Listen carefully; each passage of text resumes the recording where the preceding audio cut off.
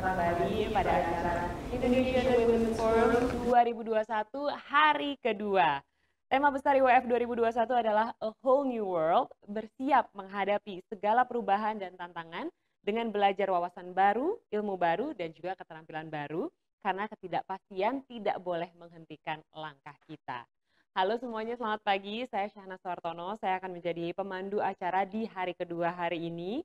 Selain konferensi hari kedua yang sebentar lagi akan kita mulai, ada serangkaian acara IWF yang dipersembahkan untuk Anda, antara lain ada seri masterclass, ada virtual fest yang menghadirkan booth virtual interaktif dari para partner dan juga local brand yang terkurasi. Dan semua update tentang IWF 2021 bisa diakses via Instagram @iwf.connect.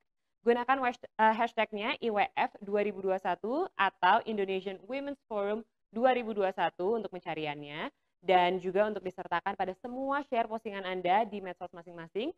Dan izinkan saya mewakili Indonesian Women's Forum 2021, Femida dan juga PT Prana Dinamika Sejahtera untuk sekali lagi mengucapkan terima kasih kepada mitra kerja yang telah mendukung terselenggaranya acara ini. Kepada Blue Band, Kementerian Komunikasi dan Informatika Republik Indonesia, Bio Oil, Zendit, Tokopedia, Bunga Sari, para knowledge partner McKinsey & Company, UN Women Indonesia, Ibu Kota Awards, Sri Kandi BUMN, IWAPI, Endeavor Indonesia, Himpunan Desainer Interior Indonesia DKI Jakarta, The Golden Space Indonesia, Personal Growth, dan juga partner pemerintahan, yaitu Kementerian Ketenagakerjaan Republik Indonesia, Kementerian Perempuan dan Perlindungan Anak, dan Kementerian Pariwisata dan Ekonomi Kreatif. Partner komunitas DP3 AKB Jawa Barat, Indonesian Council for Small Business, Sri Kandi BUMN, Komunitas Fashion Berkelanjutan Empu, dan Perhumas Indonesia.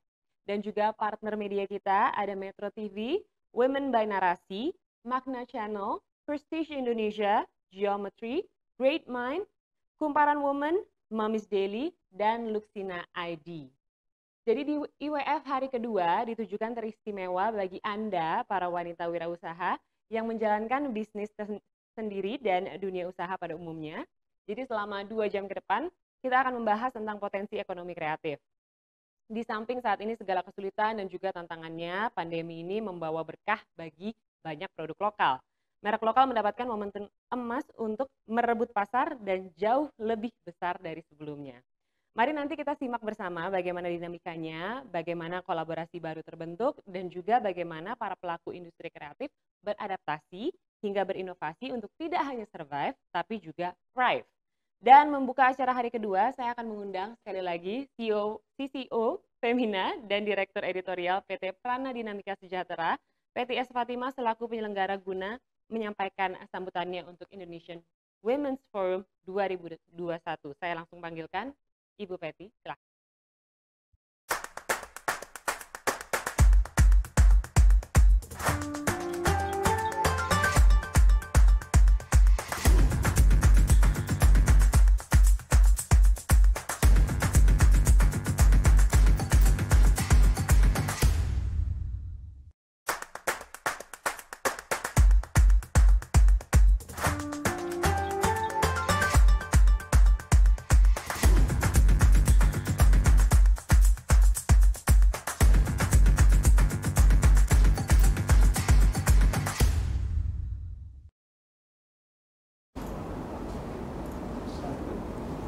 Halo, selamat pagi perempuan Indonesia. Salam sejahtera untuk kita semuanya. Suatu kebanggaan bagi Indonesia Women's Forum 2021, Femina dan Prana Group menyambut kehadiran teman-teman sekalian pada program IWF tahun ini.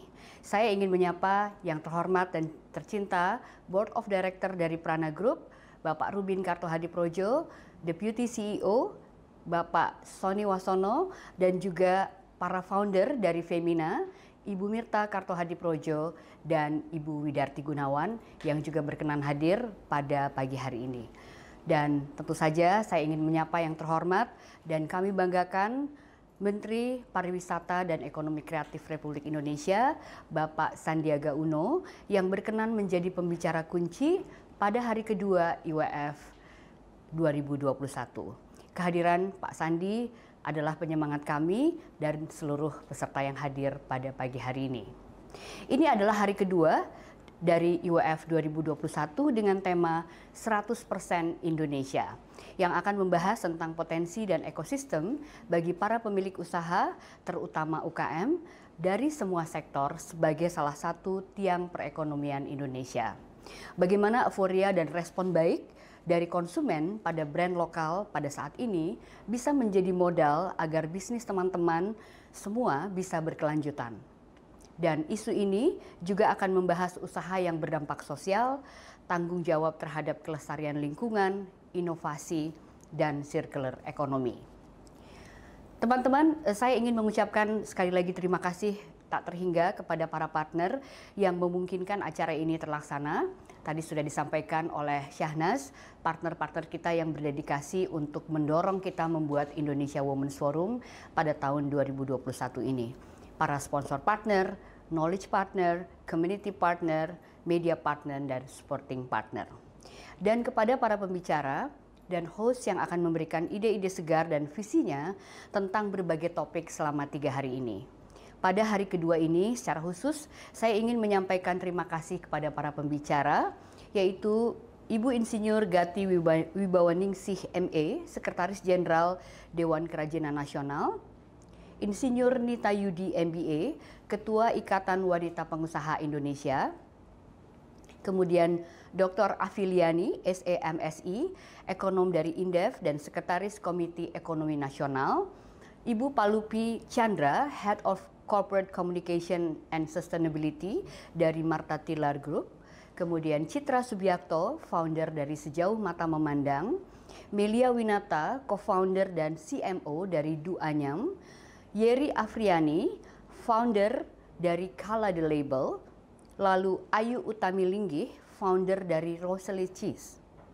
Dan terima kasih pula kepada Stephanie Sukendar, Inbound Sales Lead dari Zendit, Cempaka Asriani, co-founder dan CEO dari Sare Studio, Rista Zwestika, co-head and advisory financialku.com, lalu Sylvia Surya, CEO dari Kopi Soe dan COO dari Menanti, Vivi Yusuf, co-founder dari Fashion Valley dan The Duck Group Malaysia, kemudian Istaviana Candarini, Director dari Kami, Nadia Karina, Creative Director dari Kami, Chef Kim Pangestu, Pastry Chef dan Baking Instructor, Rio Ferdian, Head of Marketing PT Bungasari Flour Mills Indonesia, dan Abdul Latif, Senior Technical Baker dari PT Bungasari Flour Mills Indonesia. Terima kasih banyak para pembicara yang akan hadir sepanjang hari ini di hari kedua IWF, dan kepada seluruh tim IWF 2021 yang telah mencurahkan tenaga dan pikirannya berkolaborasi demi terlaksananya acara ini dan juga bisa melayani teman-teman perempuan sekalian dengan baik. Selamat menambah ilmu, berjejaring, dan bersenang-senang di hari kedua IWF 2021. Hari ini seperti saya sampaikan telah hadir Bapak Sandi Uno, dan pada hari kedua IWF ini Bapak Sandi Uno, Menteri Pariwisata Ekonomi Kreatif, akan berkenan menjadi pembicara kunci. Kami persilahkan Mas Menteri Sandiaga Uno untuk menyampaikan sambutannya.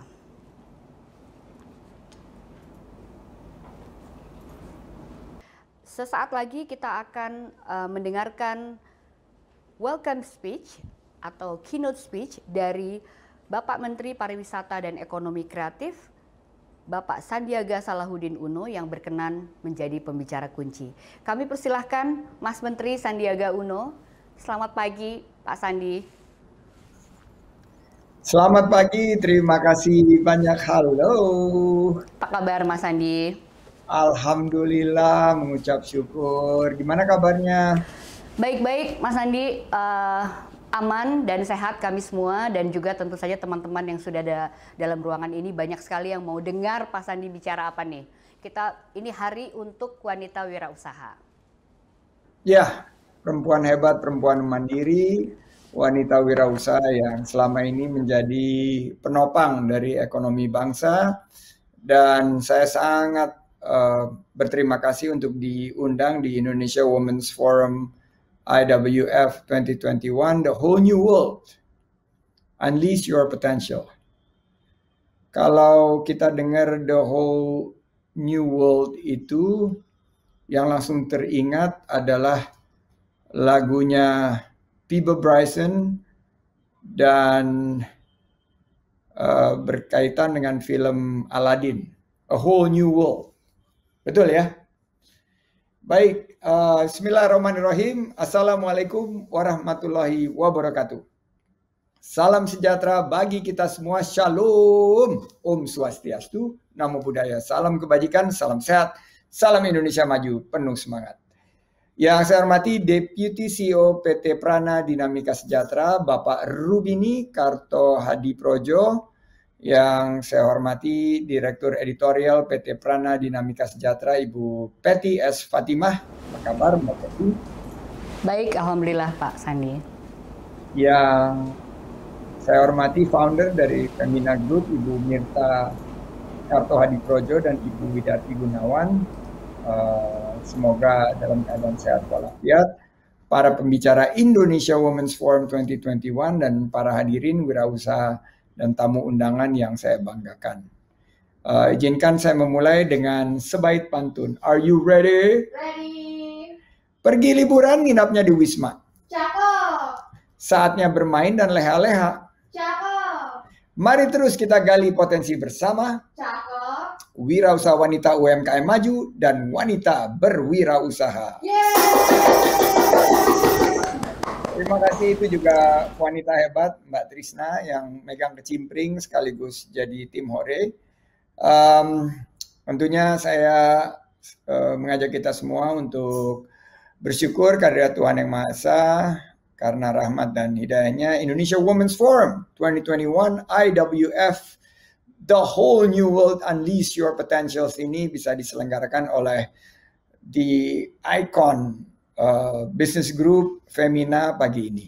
Saya sangat familiar dengan Femina Group ini karena selalu memperjuangkan kewirausahaan khususnya di women entrepreneur sudah dari berpuluh-puluh tahun lalu, dan saya merasa sangat senang hari ini seluruh wanita, terutama wanita aktif, wanita karir dan wanita wirausaha berkumpul di acara yang luar biasa ini, dan mudah-mudahan ini menjadi awal dari kebangkitan kita.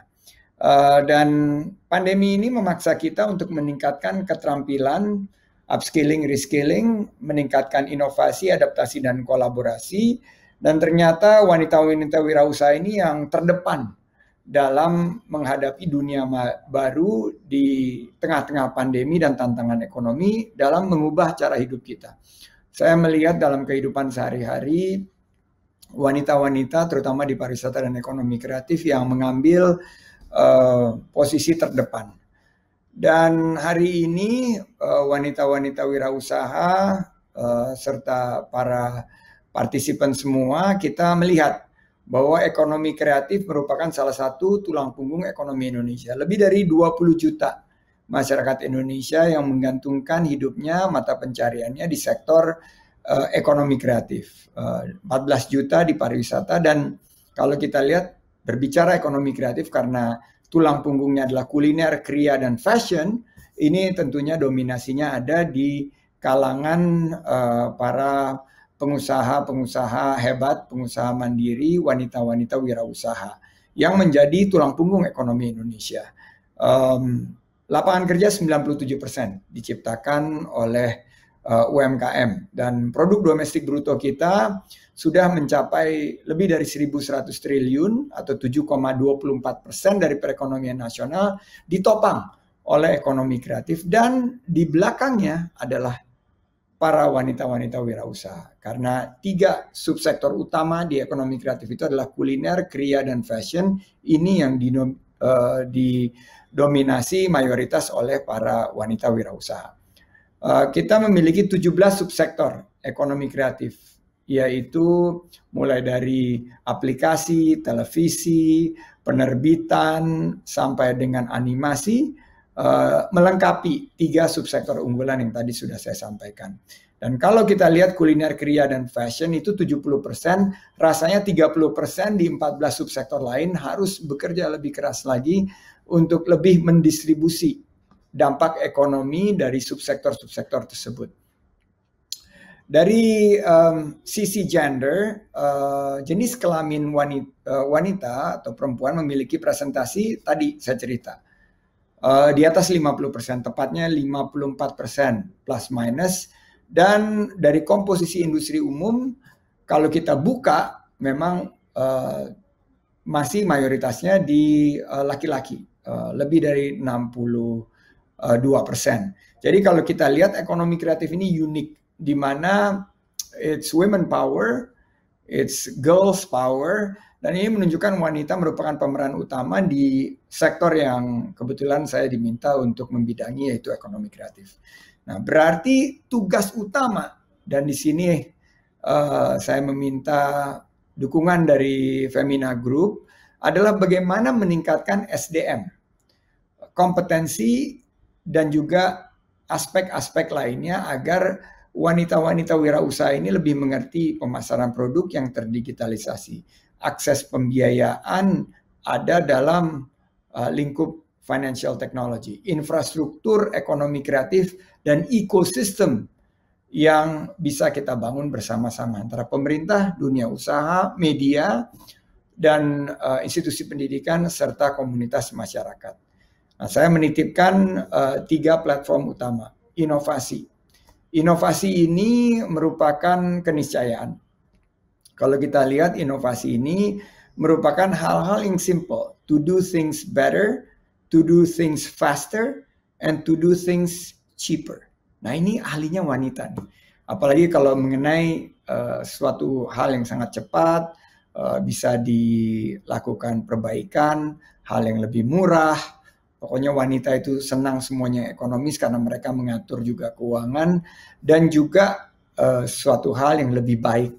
Kualitas yang lebih baik ini bagian dari inovasi, dan wanita Indonesia ini selalu ada dengan inovasi dan kreativitasnya. Kedua, adaptasi. We're in the middle of a pandemic. Kita ini ada di tengah-tengah pandemi dan nobody knows. We will never know kapan pandemi ini akan berakhir. We hope soon, tapi varian-varian baru ini terus berkembang. Oleh karena itu kita harus adaptif terhadap situasi dan protokol kesehatan yang sekarang dituntut daripada seluruh masyarakat kita. Elemen bangsa harus mengadopsi vaksinasi, cleanliness, health, safety, environmental sustainability, testing, tracing, and treatment. Juga sekarang kita sudah install Peduli Lindungi yang terintegrasi dengan protokol kesehatan CHSE di seluruh sentra ekonomi kreatif maupun destinasi wisata. Menyesuaikan di era pandemi ini menggunakan digitalisasi. Jadi saya selalu sampaikan kepada rekan-rekan saya, bagian dari adaptasi itu adalah lebih sabar.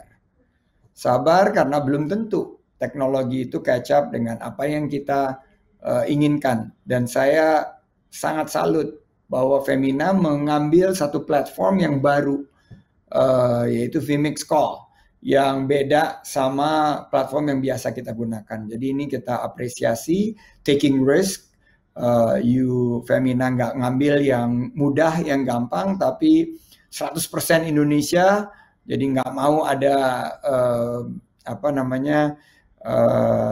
no negotiations dari 100% Indonesia ini, dan hadir dengan platform yang mungkin punya risiko, tapi I appreciate kolaborasi. Kolaborasi ini harus menjadi salah satu kunci. Inovasi, adaptasi, dan kolaborasi. Karena kolaborasi ini adalah nilai luhur bangsa kita, yaitu gotong royong. Nah, saya selain daripada inovasi, adaptasi, dan kolaborasi, secara cepat saya menitipkan 3G. 3G ini adalah G pertama, gercep, gerak cepat, we don't have much time. Geber, gerak bersama, kita harus move together to achieve further distance. Dan G yang terakhir, Mbak Betty, adalah gaspol, garap semua potensi untuk bertahan dan bangkit. Nah, 3 tahun sudah IWF ini hadir, dan kita harapkan bahwa IWF ini akan menjadi penyemangat kita di tengah-tengah pandemi dan tantangan ekonomi. Saya ucapkan selamat dan mudah-mudahan ini juga akan menjadi cikal bakal kerjasama kita ke depan. Semoga acara ini memberi kesempatan dan membuka peluang agar wanita-wanita wirausaha kita menjadi pemenang. Tidak lupa juga saya sampaikan apresiasi setinggi-tingginya untuk Femina Group. 49 years sudah hadir sebagai tonggak ikon dari perempuan hebat, perempuan mandiri Indonesia yang mendorong kemajuan. Dan harapan saya bahwa Femina akan terus sebagai mitra pemerintah untuk membangun Indonesia yang sejahtera, adil, makmur, Indonesia yang maju. Bangkit di saat sulit, menang melawan COVID, together. Wanita aktif, wanita karir, dan wanita wirausaha, yes, we can do it. Saya tutup dengan pantun. Are you ready? Bangun tidur, langsung gosok gigi. Lalu berjemur di bawah sinar mentari. Bersama Femina kita bersinergi. Wujudkan cita-cita wanita tangguh dan mandiri. Terima kasih Mas Andi. Assalamualaikum warahmatullahi wabarakatuh. Waalaikumsalam warahmatullahi wabarakatuh. Terima kasih Mas Andi. Gercep, geber, gaspol. Itu saya suka banget. Itu cakep banget tuh. Mudah-mudahan kita bisa berjumpa kembali di saat yang berikutnya, dan saya akan datang ke Pak Sandi untuk meminta apa yang disampaikan tadi, bahwa wanita wirausaha Femina harus bekerja sama dengan Kementerian Parekraf ya Pak Sandi ya. Kuliner, siap, kria, dan fashion. Thank you Pak Sandi. Selamat menikmati harinya. Baiklah teman-teman, itulah pidato pembuka atau juga pidato kunci dari Bapak Menteri Pariwisata dan Ekonomi Kreatif yang sangat seru, Sandiaga Salahuddin Uno, yang berkenan hadir pada pagi hari ini. Saya akan menyerahkan kembali kepada MC kita, Syahna Suhartono. Kita akan kembali sesaat lagi. Terima kasih.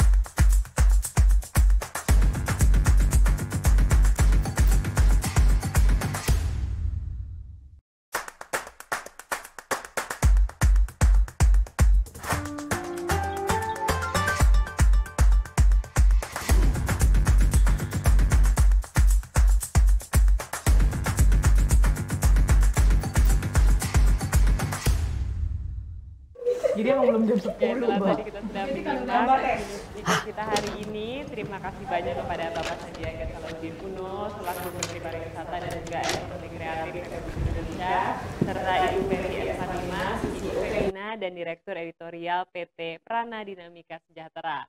Meskipun tadi sedikit ada technical glitch, tapi mudah-mudahan semuanya masih antusias hari ini. Mungkin bisa grab dulu beberapa snacks gitu ya, teh, kopi, karena sesaat lagi kita akan mengikuti panel pertama kita untuk hari ini. Ini bertema Business Sustainability, bagaimana membangun bisnis UKM yang berkelanjutan dengan membangun iklim kolaborasi juga ekosistem yang jelas dan juga mendukung. Nah, telah hadir para pembicara yang kompeten untuk membahas topik ini.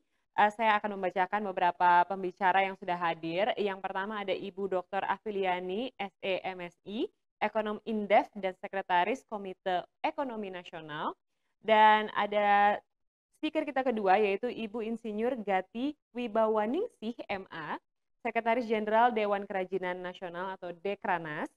Yang ketiga ada Ibu Insinyur Nita Yudi MBA, Ketua Ikatan Wanita Pengusaha Indonesia atau IWAPI. Dan juga ada Ibu Palupi Chandra, Head of Corporate Communications and Sustainability, Marta Tilaar Group, dalam hal ini mewakili WEP UN Women in Indonesia. Dan sebagai pemandu diskusi kita hari ini, host kita sekali lagi pada panel ini adalah Ibu Peti S. Fatimah. Jadi para hadirin semua, Selamat menyimak.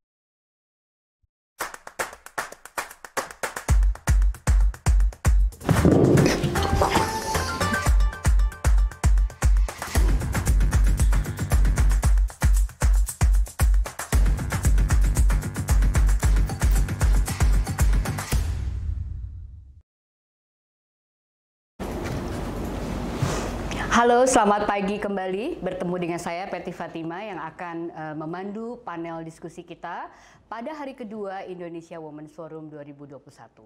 Apa kabar semua teman-teman? Masih bertahan dalam ruangan? Oke, teman-teman, sebagai pengantar dari panel pertama ini saya ingin menyampaikan bahwa keberlanjutan menjadi penting bagi semua perusahaan di semua industri untuk menjadi kompetitif pada hari ini dan di masa depan, termasuk teman-teman UKM. Tadi Pak Sandi udah menyampaikan betapa pentingnya peran teman-teman ini dalam perekonomian Indonesia. Ada potensi peluang yang sangat besar dalam membangun ekonomi ini dan harus melalui ekosistem ekonomi yang tepat. Dalam hal ini mungkin kita mengerucutkan pada ekosistem ekonomi kreatif karena rata-rata teman-teman wanita wirausaha itu bekerja di 3 sektor, yaitu kuliner, kria, dan fashion. Baiklah, dan kita juga ingin tahu nanti seberapa menarik sih iklim dari kompetisi brand lokal dan juga keunggulan perempuan sebagai pemilik usaha. Saya akan memperkenalkan lebih jauh para panelis kita pada panel pertama ini. Yang pertama saya ingin memperkenalkan Dr. Afiliani SEMSI, ekonom dari Indef dan Sekretaris Komite Ekonomi Nasional.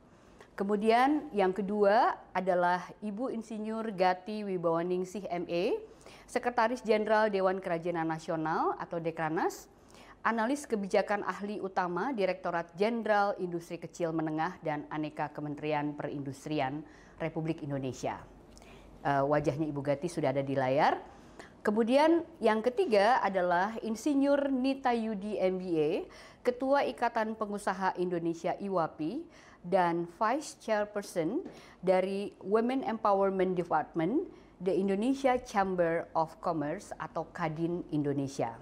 Dan yang keempat, tamu kita adalah Ibu Palupi Chandra, Head of Corporate Communication and Sustainability dari Martha Tilar Group yang merangkai setiap keunikan bisnis Martha Tilar Group ini dan memastikan kontribusi perusahaan terhadap implementasi SDGs dalam setiap program dan strategi perusahaan. Ini sebuah ensemble panel yang sangat menarik dan saya kira kita bisa belajar banyak dari 4 wanita hebat ini yang saya mungkin menyebut mereka ini sebagai ibu UKM karena selalu memperhatikan para pengusaha perempuan, para perempuan pengusaha dan memastikan kesejahteraan mereka. Oke, saya mau menyapa dulu. Hai Mbak Afi, apa kabar? Mbak Peti, kabar baik. Kabar baik ya Mbak, lama kita tidak jumpa. Saya juga mau, ya sehat-sehat ya Mbak Afi? Alhamdulillah. Alhamdulillah, ini pasti di rumah nih atau di kantor nih? Di kantor. Di kantor ya, sama dengan saya ngantor nih. Selamat pagi juga Ibu Gati yang juga sudah cukup lama saya nggak ketemu in flesh and blood. Ketemunya di layar melulu. Iya Mbak. Sehat-sehat ya Ibu Gati. Apa kabar Mbak? Baik, Alhamdulillah sehat, puji Tuhan. Puji Tuhan ya, terima kasih. Kemudian Mbak Nita Yudi, apa kabar Mbak Nita? Sudah lama juga saya tidak berjumpa dengan Mbak Nita nih. Baik, Hai, alhamdulillah sehat. Oke, dan yang terakhir ini teman baru, saya belum pernah bertemu sebelumnya. Mudah-mudahan betul apa saya pernah bertemu sebelumnya, saya rasa belum. Mbak Palupi Chandra dari Martha Tilar Group.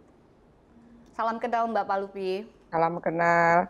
Lupa Mbak, dulu rambutnya pendek dan masih kecil, sekarang udah melar nih saya. Oh, tuh kan bener ya. Oke, jadi kita berjumpa kembali dalam format yang berbeda ya, Mbak Palupi ya. Oke, ibu-ibu semua, saya tadi menyampaikan bahwa Ibu Gati, Ibu Nita, Ibu Palupi, dan Ibu Afiliani ini saya bilang sih sebagai Ibu UKM. Selalu memperhatikan apa yang terjadi dengan perkembangan UKM di Indonesia dan dalam kinerjanya memastikan mereka memiliki masa depan, kesejahteraannya juga terjaga gitu dengan perannya masing-masing di bidangnya masing-masing. Jadi kita boleh tepuk tangan virtual untuk keempat panelis kita pada pagi hari ini. Saya akan mulai panel kita dengan mempersilahkan presentasi dari Ibu Afiliani yang mungkin kita pengen tahu kalau dari sisi atau sudut pandang ekonomi apa sih masa depan UKM itu, dan kita tahu bahwa pandemi itu benar-benar menjadi disrupsi ya. Bisnis, cara berbisnis dan lain-lainnya juga berubah gitu, dan tadi Pak Sandi juga udah bilang bahwa UKM perempuan itu salah satu yang cepat banget berubahnya gitu, dan itu betul dialami sendiri oleh Femina. Dalam 1 tahun 2020 saja kita menyelenggarakan lebih dari 50 acara online untuk pendidikan atau edukasi UKM, dan kita dapat sekitar 8.000 database usaha dari Sabang sampai Papua. Mereka benar-benar mau berpindah gitu, jadi gaptek itu udah nggak musim. Nah, kita mau mendengarkan dari Mbak Afi tentang insight ini, UKM dan ekonomi. Monggo, persilahkan Mbak Afi. Ya, terima kasih Mbak Peti. Pertama-tama terima kasih undangannya. Yang kedua, salam kenal buat semua peserta dan juga para narasumber. Nah, saya mungkin ini nggak banyak slide-nya, tapi paling tidak apa solusinya itu penting ya. Pertama, memang harus kita akui di Indonesia nih hasil risetnya menunjukkan bahwa memang kebanyakan perempuan itu berusaha bukan karena menjadi wirausaha, tapi karena kepepet gitu ya. Terutama ketika 98 itu banyak sekali orang yang ter-PHK sehingga wanita sebagai ibu itu ingin mengambil alih tanggung jawab itu. Maka kita lihat mulai dari kepepet itulah mulai banyak pengusaha wanita. Tapi dalam perkembangannya sekarang terjadi perubahan ya sejak era milenial. Jadi milenial ini kaum perempuan itu sudah mulai hidup mandiri atau mulai berusaha dengan kemampuan dan inovasinya gitu. Jadi ada perbedaan antara wirausaha perempuan di masa usia baby boomers yang sekarang sudah usia 50-an dengan yang usia sebagian adalah milenial yang mereka itu memang di-challenge dari muda itu adalah untuk berani mengambil resiko. Jadi mereka ini adalah wirausaha yang benar-benar dengan inovasinya gitu. Nah, tapi ini menurut saya tidak perlu dikotomikan, tapi ini adalah kenyataan yang menurut saya nanti harus diperbaiki ya. Nah, kalau zaman dulu itu hambatannya adalah memang persoalan dukungan keluarga yang seringkali sulit untuk mendukung. Nah, sekarang tidak ada alasan karena dengan era digitalisasi ini orang tidak harus bekerja ke kantor, tapi bisa bekerja dari rumah ya. Nah, kemudian masalah pendidikan ini juga masih banyak ya di masa lalu itu yang mungkin karena pendidikan sehingga juga tidak bisa menyeimbangkan kondisi yang begitu cepat berubah gitu. Nah, tetapi tetap nanti ada jalan keluarnya ya. Kemudian yang keempat adalah kompetisi pasar itu makin berat, di mana kita tahu era informasi yang sekarang terjadi, kalau kita beli barang itu kita cari barang yang paling murah ada di mana. Jadi ketika kita menjual barang tidak ada nilai tambah, sama dengan barang-barang orang lain, maka itu akan sulit untuk bersaing karena kita harus membanting-banting harga sampai akhirnya margin kita itu terkena dampaknya. Nah, nanti arahnya adalah bagaimana barang kita yang ada sekarang itu diciptakan nilai tambah sehingga ada perbedaan dengan barang lain sehingga bisa menciptakan nilai tambah gitu.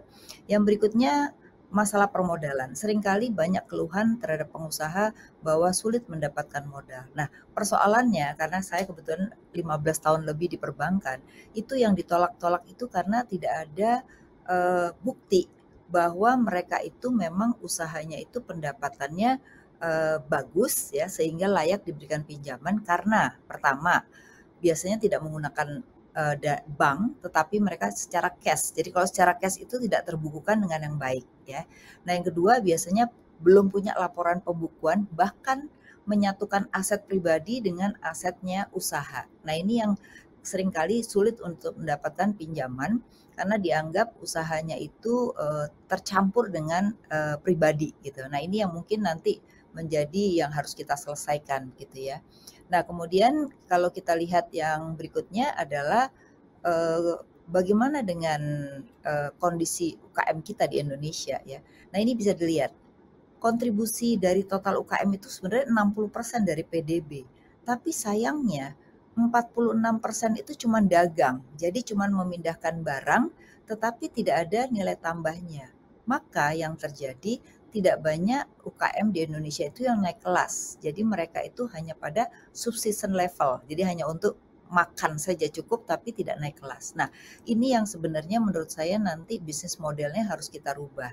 Apa yang mereka jual sekarang artinya gini, tidak semuanya terus pindah dari perdagangan ke tempat yang lain, tetapi paling tidak kalau ada posisinya 46% ya nggak akan naik kelas. Tapi bagaimana kita bisa menciptakan nilai tambah baru kita bisa naik kelas ya.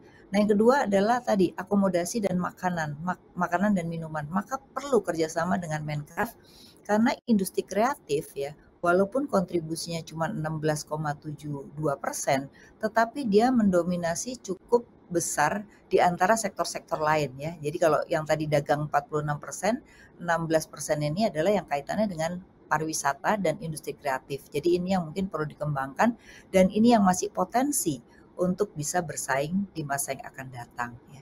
Nah, yang ketiga adalah industri. Jadi 3 sektor ini saja itu sudah mendominasi hampir lebih dari 70% ya. Jadi kalau yang lainnya itu kecil-kecil, tapi untuk 3 ini yang paling mendominasi UMKM di Indonesia. Nah, sebelah kanannya bisa dilihat dari kontribusi tenaga kerjanya. Tenaga kerja paling banyak di perdagangan, kedua adalah akomodasi makanan minuman, dan juga industri. 3 itu yang paling mendominasi. Yang bawah kecil sekali gitu. Jadi ini yang mungkin kita perlu bereskan di 3 sektor ini kalau kita bicara tentang UMKM, terutama di perempuan ya, wanita. Jadi wanita itu kebanyakan di 3 sektor ini juga sama begitu. Nah, berikutnya kita lihat, yang kita lupa bahwa dengan era digital ini kita selalu ngomongnya cara menjual, digitalisasi gitu. Tapi kita lupa siapa market kita, siapa pasar kita. Nah, jadi termasuk kebijakan pemerintah lebih banyak orientasi ke supply side, bukan demand side. Padahal yang harus kita lihat adalah dari demand side ya. Nah, apa yang berubah dari perilaku masyarakat? Ini ada 8 poin minimal masyarakat kita tuh berubah. Yang pertama adalah bekerja dari rumah ini akan bisa jangka panjang. Banyak perusahaan-perusahaan multinasional atau internasional itu yang justru sekarang menetapkan bahwa bekerja dari rumah itu adalah nanti akan dilanjutkan untuk sebagian karyawan yang back office yang tidak perlu datang ke kantor. Nah, ini kan jadi perubahan. Nah, ini adalah untuk apa? Satu, untuk efisiensi dari sisi usaha. Yang kedua, bisa memperluas pasar dari tenaga kerja yang tidak hanya bekerja mengerjakan produk kita saja, tapi juga dia bisa mengerjakan produk yang lain gitu ya. Nah, ini juga eranya sudah seperti itu ya. Yang kedua, cara belajar juga sudah berubah secara online dan ini juga bisa jangka panjang. Komunikasi informasi, seminar mungkin nanti walaupun udah nggak COVID, nggak bertemu juga, tetap seperti sekarang karena seluruh Indonesia bisa datang ya. Belanja sama. Nah, belanja ini yang harus diperhatikan karena kalau tadi kan banyak perdagangan ya, 46%. Nah, perdagangan dan konsumsi sekarang di online itu naik lebih dari 40%. Artinya apa? Kalau kita nggak masuk di era ini, satu, kita barangnya akan tidak banyak yang membeli. Tapi kalau kita bisa masuk di era digital ini, banyak yang beli. Tapi di era digital ini banyak sekali syarat-syarat yang harus dipenuhi kalau kita mau masuk di dalam e-commerce. Maka disitulah kita harus tahu pasarnya seperti apa, syaratnya seperti apa, barang kita harus bisa memenuhi hal tersebut. Jadi selalu orientasinya ke demand side, bukan pada asal bisa produksi, tapi melihat kebutuhan ya. Termasuk juga dengan atas perdagangan, di mana mereka itu banyak memberikan informasi tentang standar produk yang bisa diekspor dan itu bisa dimasuki oleh UMKM gitu. Kemudian kesehatan juga lagi jadi tren Bapak Ibu. Jadi ini salah satu yang bisa inovasi itu adalah perusahaan-perusahaan yang tadi bergerak di fashion gitu ya. Itu sekarang karena fashionnya lagi turun maka dia menggerakkan untuk APD. Nah, ini juga perlu. Artinya apa? Inovasi dan kreativitas sesuai dengan kebutuhan jangka pendek masyarakat itu kita juga harus punya kemampuan supaya kita bisa mengambil manfaat keuntungan dalam jangka pendek ya. Hiburan sekarang juga digital, pariwisata dan juga informasi secara terbuka ini membuat harga itu semakin tertekan. Maka paling tidak kita harus mempunyai nilai tambah. Nah, nilai tambah itu apa? Bisa kemasan, bisa servis setelah penjualan, berbagai macam dilakukan. Yang penting adalah kita membedakan produk kita dengan yang lain. Berikutnya kita lihat lagi adalah, nah, apa sih yang sebenarnya perlu dilakukan UKM ya di era sekarang gitu, supaya sustainability usahanya itu bisa jangka panjang. Tidak hanya sekedar tidak laku ya sudah tutup gitu ya, nanti tunggu lagi buka lagi gitu. Tapi kita harus bisa naik kelas. Nah, ini yang kita harapkan dari pengusaha perempuan, karena pengusaha perempuan ini potensinya luar biasa dan inovasinya juga menurut saya luar biasa, hanya perlu dukungan dan perlu pembinaan agar sesuai dengan kebutuhan pasar ya. Nah, yang pertama adalah yang harus dilakukan, persaingan mau tidak mau ini semakin ketat dan era keterbukaan informasi membuat konsumen itu selalu membandingkan harga ya. Jadi kalau dulu kita beli barang ya udah kita taunya beli di situ, kita beli di situ. Sekarang kita mau beli barang buka Google dulu, mana yang paling murah untuk barang yang sama. Nah, akhirnya apa? Semua banting harga mengurangi keuntungan. Nah, oleh karena itu, satu, ciptakanlah nilai tambah ya. Nah, nanti nilai tambah seperti apa ini yang bisa kita diskusikan ya. Nah, yang kedua, mampu membaca pasar. Ini penting sekali. Kenapa? Karena banyak kalau kita lihat ya pokoknya saya bisanya bikin ini, saya bikin ini aja sebanyak-banyaknya. Soal jualan itu soal nanti, nggak bisa begitu. Yang harus kita lakukan sekarang adalah justru market kita tuh siapa sih gitu ya. Karena setiap target market itu berbeda dalam promosi, kita berbeda dalam menentukan gitu. Karena ini sangat penting dalam era ke depan, di mana perubahan perilaku itu sangat cepat dan berubah-ubah dari waktu ke waktu. Sehingga orientasi pada ekspor maupun pasar domestik itu tetap harus mempengaruhi. Nah, gimana caranya? Satu adalah sosial media itu kita bisa manfaatkan untuk melihat tren orang kemana, topik orang lagi ngapain gitu. Kayak sekarang misalnya drama Korea yang lagi seru gitu. Nah, gimana caranya kita membuat yang lagi seru ini menjadi hal untuk mempromosikan barang kita gitu. Jadi dikaitkan selalu dengan hal-hal yang sedang dibicarakan orang. Itu mungkin salah satu contoh ya. Nah, yang ketiga adalah era digitalisasi ini perlu mempertimbangkan penjualan online. Jadi kalau tadi sebagian sudah itu menurut saya bagus sekali karena pasar tidak hanya domestik tapi bisa pasar ekspor di mana kita bisa titipkan e-commerce-nya itu macam-macam. Jadi kita nggak perlu bikin e-commerce sendiri.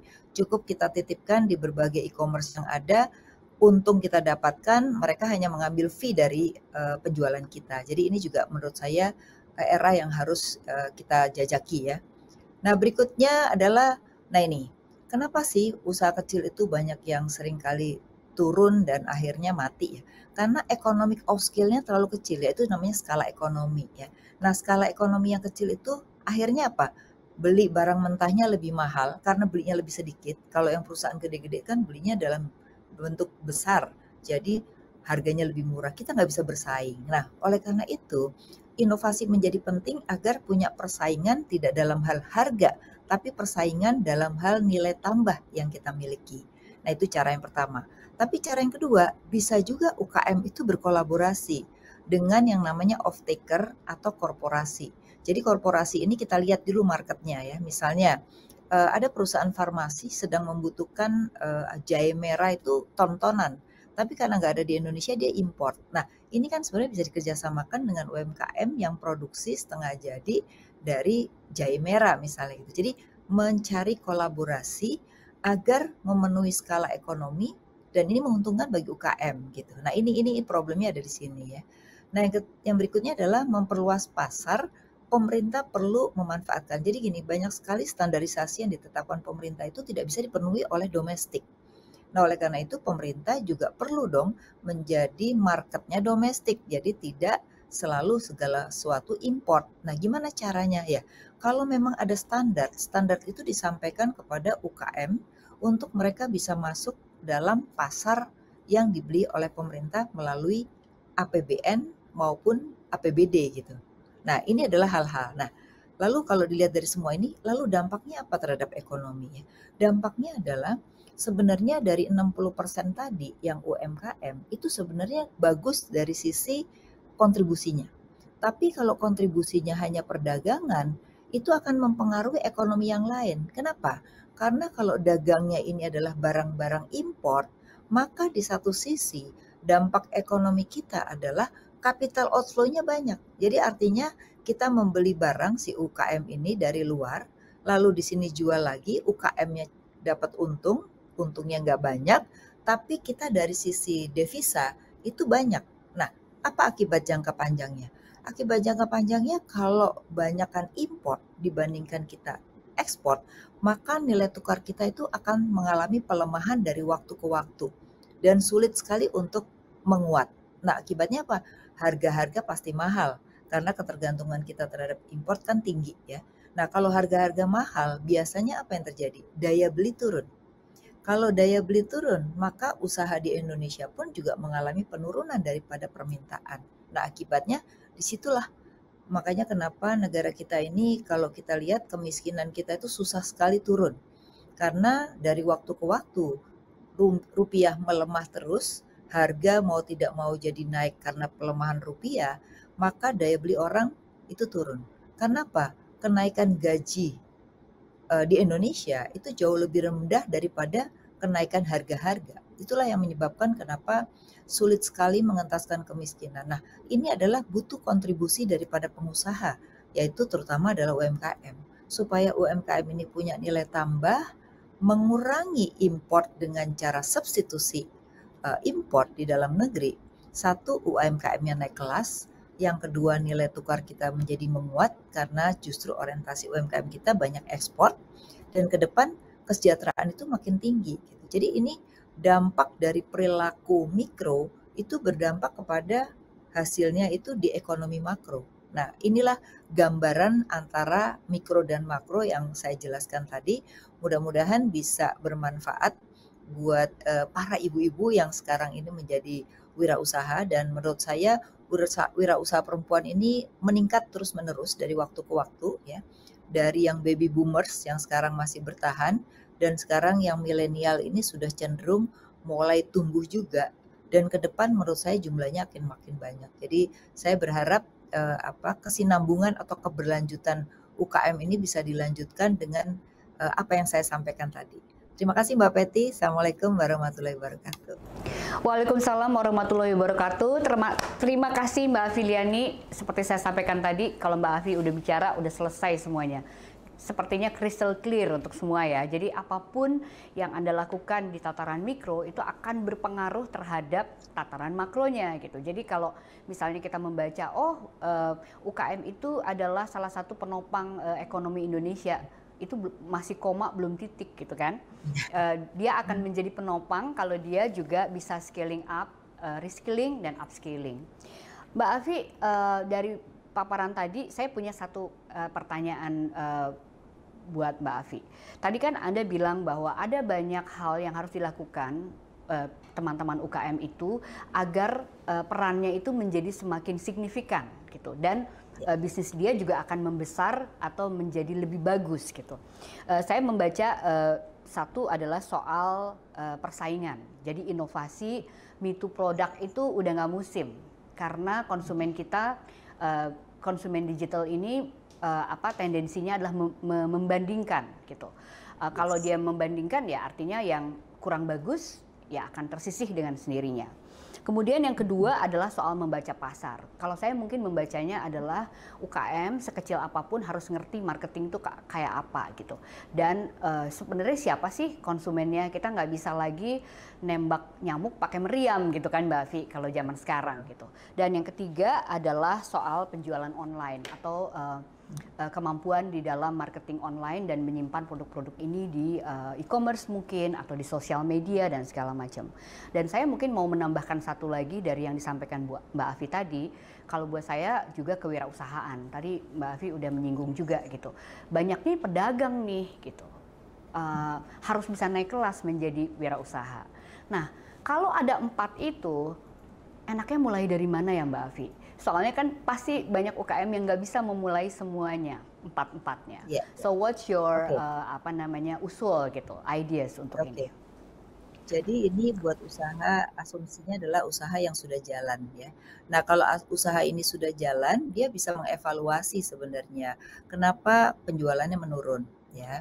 Lalu yang kedua yang harus dilakukan sekarang adalah satu, pasti evaluasi dulu apakah kalau penjualan itu menurun, apakah saya harus bekerja sendiri? Tidak. Sekarang itu kita eranya berkolaborasi. Jadi kita harus mencari kolaborasi dengan siapa agar kita bisa tadi scaling up atau kita bekerja sama untuk meningkatkan pendapatan kita. Nah, perilaku dari UKM kita nih masih segala sesuatunya pengen sendiri. Bahkan untuk di-share dengan orang lain aja, entar dulu. Bahkan keterbukaan pun mereka takut gitu. Padahal menurut saya dengan keterbukaan itu memudahkan mendapatkan pinjaman ya. Dengan keterbukaan kita bisa saling bekerja sama dengan yang lain sehingga kita menjadi besar. Tapi kalau kita cuma mau segitu-gitu aja, itu akan susah. Nah, kalau dari 4 tadi apa yang harus dimulai dulu? Yang pertama adalah pasti dari mengevaluasi tadi kita bisa tahu produk kita itu sebenarnya di pasar itu masih oke nggak gitu ya. Kalau nggak oke, itu penyebabnya apa? Itu yang pertama mesti dilakukan dulu. Nah, dari situlah kita bisa memulai mana yang duluan, gitu Mbak Peti. Jadi nggak bisa langsung kita yang mana dulu, tapi melihat dari evaluasi. Nah, apakah kita sudah selalu mengevaluasi produk kita? Kadang-kadang kalau kita sudah nggak laku, langsung kita berdiam diri. Tidak pernah mengevaluasi apa menjadi penyebabnya, apa yang bisa kita lakukan. Ya, kalau perlu adalah berkolaborasi dengan korporasi, menjadi bagian atau menjadi bagian supply chain dari perusahaan juga nggak apa-apa. Jadi tidak harus dengan brand kita, karena membuat brand itu nggak mudah. Ya, butuh biaya yang besar ya, lalu butuh menggandeng untuk membuat brand awareness misalnya. Tapi kalau kita menjadi bagian dari brand yang sudah ada juga nggak apa-apa gitu. Jadi sebuah pilihan itu ada dalam seorang wirausaha. Jadi seorang wirausaha itu maka harus menentukan saya akan sendiri, saya akan berkolaborasi atau apa yang diinginkan. Gitu Mbak Betty. Jadi saya nggak bisa menjawab yang mana dulu, tapi mengevaluasi gitu. Oke, jadi memang evaluasi itu harus dilakukan tidak hanya mengevaluasi ketika awal misalnya, tapi terus-menerus sepanjang berwirausaha gitu ya Mbak Afi. Dan kolaborasi itu memang betul. Sekarang kita kayaknya nggak bisa kerja sendiri, nggak bisa juga merasa bahwa produk kita adalah rahasia, orang lain nggak boleh tahu gitu, cara bikin dan segala macam. Dan senang sekali Mbak Afi tadi menyampaikan juga soal kemungkinan bekerja sama dengan perusahaan besar sebagai bagian dari supply chains ya. Nanti mungkin Mbak Palupi bisa cerita mengenai ini. Mbak Afi, saya punya satu pertanyaan lagi di segmen ini untuk Mbak Afi soal nilai tambah. Saya penasaran banget gitu. Jadi dari pengalaman Femina bersama wanita wirausaha, wirausaha ini sepertinya terjebak pada satu jargon, ini salah kita juga, yaitu ATM. Amati, tiru, modifikasi. Dan ternyata pada kenyataannya modifikasi itu tidak terjadi gitu. Amati, tiru dan tiru gitu, sehingga di pasar dia tidak kompetitif karena benar-benar jadi me too produk. Apa saran Mbak Afi mengenai ini? Oke. Jadi gini, setuju banget. Jadi misalnya gini, kalau seorang pedagang dia tidak punya kemampuan untuk membuat produk misalnya contohnya. Tapi apa sih yang bisa dilakukan untuk nilai tambah dari produk ini ya? Yang saya lihat nih ada beberapa yang berhasil begini. Mereka mau menjual produk tetapi dia juga menyiapkan untuk servisnya gitu. Sehingga dia bisa laku karena orang ketika membeli barang, wah kalau ada apa-apa barang ini kemana ya? Nah kalau dia memberikan servisnya juga, orang akan datang ke dia gitu. Nah itu, jadi memahami perilaku konsumen ketika membeli barang atau jasa kita. Setelah itu dia butuh apa ya? Contoh nih misalnya, jual sepeda. Kan banyak yang jual sepeda ya, apalagi sekarang gitu ya. Tapi kemudian orang ini menawarkan pada saya, Bu, saya juga bisa servis. Jadi kalau Ibu nanti sepeda ada apa-apa, saya akan datang ke rumah Ibu servis. Saya pilih dia loh walaupun harganya lebih mahal gitu. Jadi saya nggak perlu cari-cari harga gitu. Nah, itu artinya bahwa nilai tambah yang diberikan orang ini itu adalah jual barang tapi dia memberikan servis juga gitu. Itu contoh aja itu yang saya alami sendiri ya.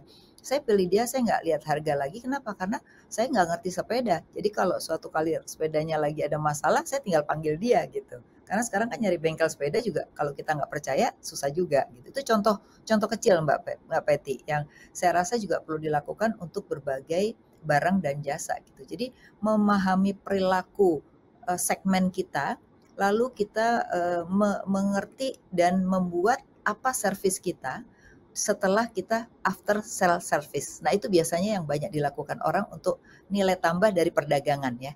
Tapi kalau nilai tambah dari produksi menurut saya adalah harus ada ciri khasnya. Misalnya kalau kita jual jewelry tanpa ada sejarahnya itu harganya murah Mbak. Tapi kalau jewelry-nya itu sama dengan yang lain, tapi dia memberikan sejarah dari jewelry itu. Misalnya sejarah buatnya ini adalah ini di Aceh zaman dulu tuh seperti gini gitu. Nah, itu harganya bisa 5 kali lipat, Mbak. Gitu. Nah, itu nilai tambah namanya. Jadi memberikan nilai pada setiap barang atau jasa yang berbeda dengan yang lain. Orang lain kan nggak bisa menceritakan apa yang diceritakan di dalam produk kita. Itu salah satu contoh menurut saya nilai tambah. Menarik Mbak Afi. Jadi dua hal yang bisa kita catat untuk nilai tambah ini, nggak usah mikir muluk-muluk. Yang pertama adalah kita selalu harus mengerti kebutuhan dari audiens kita itu seperti apa. Kalau Mbak Afi tadi menyebutnya sebagai problem solver ya, gitu. Kemudian yang kedua adalah nilai tambah yang berbentuk istilah sekarang adalah storytelling gitu. Orang tuh kepengen tahu loh, gitu ya kan. Barang ini sebenarnya dibuatnya dari mana, kenapa, bagaimana, dan mungkin kalau ada social impact-nya dia juga akan mau mengeluarkan uang banyak. Betul. Gitu ya Mbak Afi. Oke, Mbak Afi, Dr. Afiliani, terima kasih banyak. Saya akan kembali ke Mbak Afi setelah saya ngobrol dengan pembicara yang lain. Terima kasih Mbak Afi. Saya mau ke Ibu Gati nih. Ibu Gati ini juga ibu UKM kalau buat saya. Selalu memikirkan UKM-UKM di seluruh Indonesia. Dan Ibu Gati ini punya dua topik. Satu di Kementerian Perindustrian dan satu di Dekranas. Jadi mungkin saya pengen bicara dulu topinya Ibu Gati di Departemen Perindustrian. Kalau tadi kita bicara tentang apa sih yang harus ditingkatkan para UKM di Indonesia, ada banyak PR-nya, ada 4, ada 5 dan seterusnya. Saya kepengen Bu Gati bercerita kepada kita sebetulnya ekosistem ekonomi kreatif itu atau ekosistem UKM di Indonesia itu yang dikelola oleh Bu Gati dengan teman-teman di perindustrian itu seperti apa sih gitu. Mungkin kita bisa share juga di sini dan bagaimana teman-teman ini bisa masuk ke dalam ekosistem itu. Terima kasih. Oke.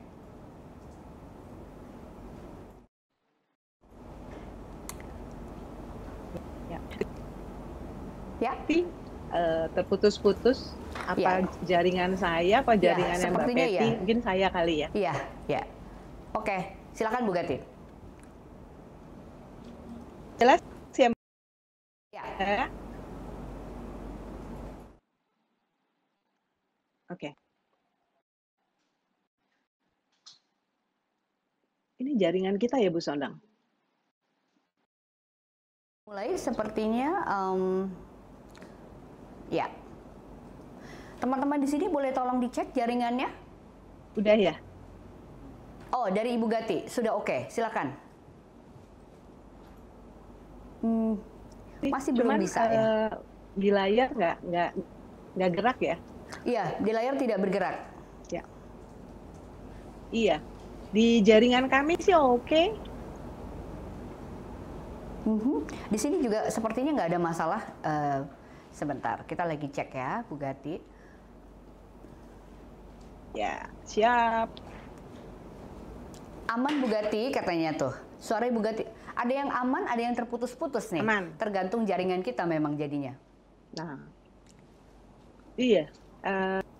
Oke, silakan berbicara aja katanya Bu Gati. Sekarang udah oke misalnya langsung bicara. Mbak Peti, pertama terima kasih atas undangannya pada acara Indonesia Women Forum.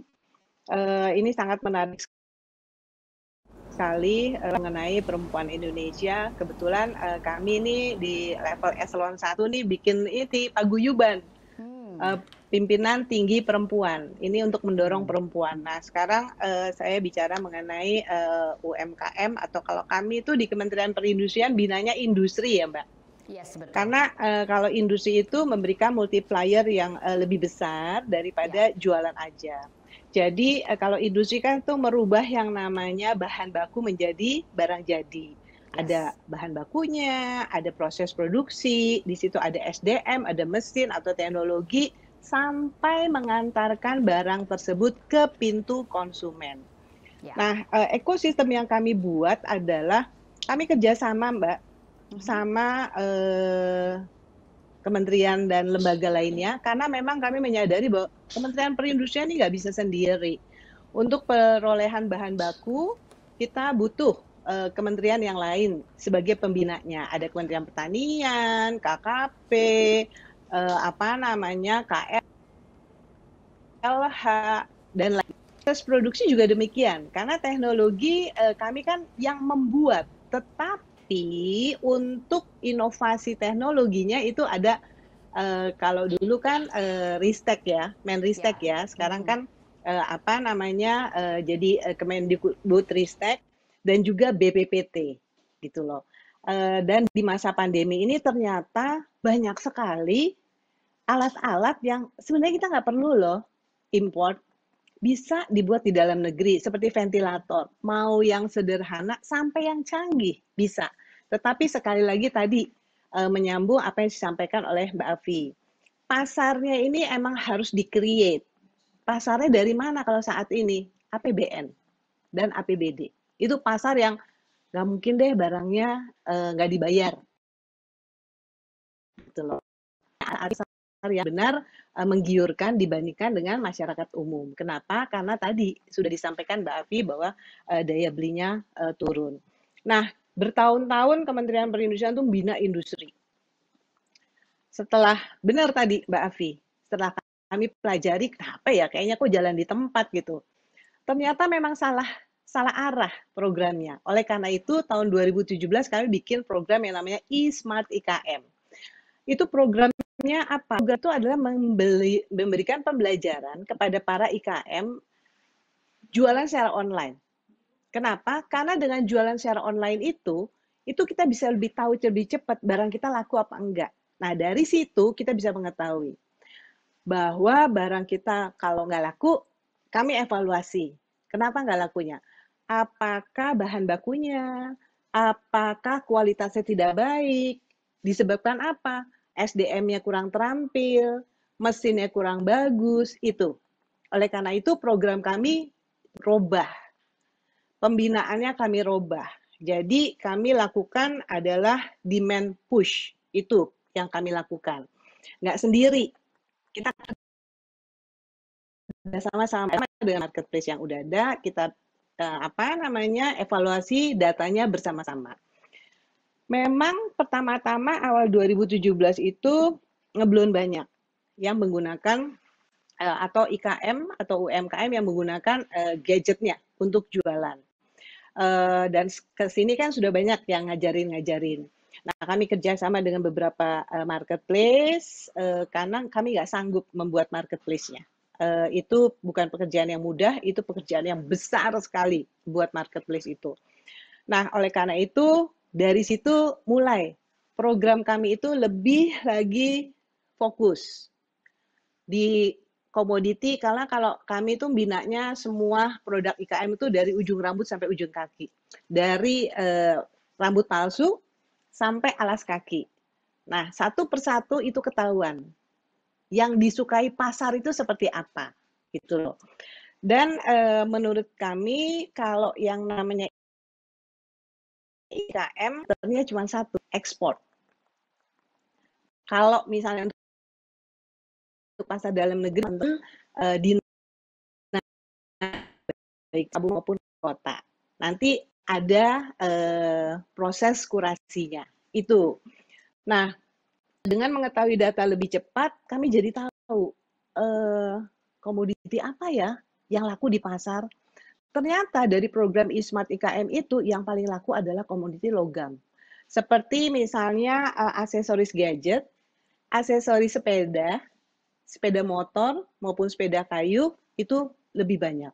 Dari segi volume, dari segi nilai, value. Kenapa? Kan harga ya. Beda dengan fashion. Yang kita kan fashion, kita genjot fashion terus kan supaya laku. Karena kan waktu pandemi itu kan APD kan yang laku. Ternyata enggak. Dari segi value itu adalah paling besar adalah logam. Dan dari situ saya melihat bahwa pasarnya di depan mata ada nih industri otomotif Indonesia. Nah, kita mau yang namanya supply chain daripada industri besar. Karena pasarnya sangat-sangat menggiurkan. Otomotif penghasil devisa yang boleh dibilang besar, paling besar.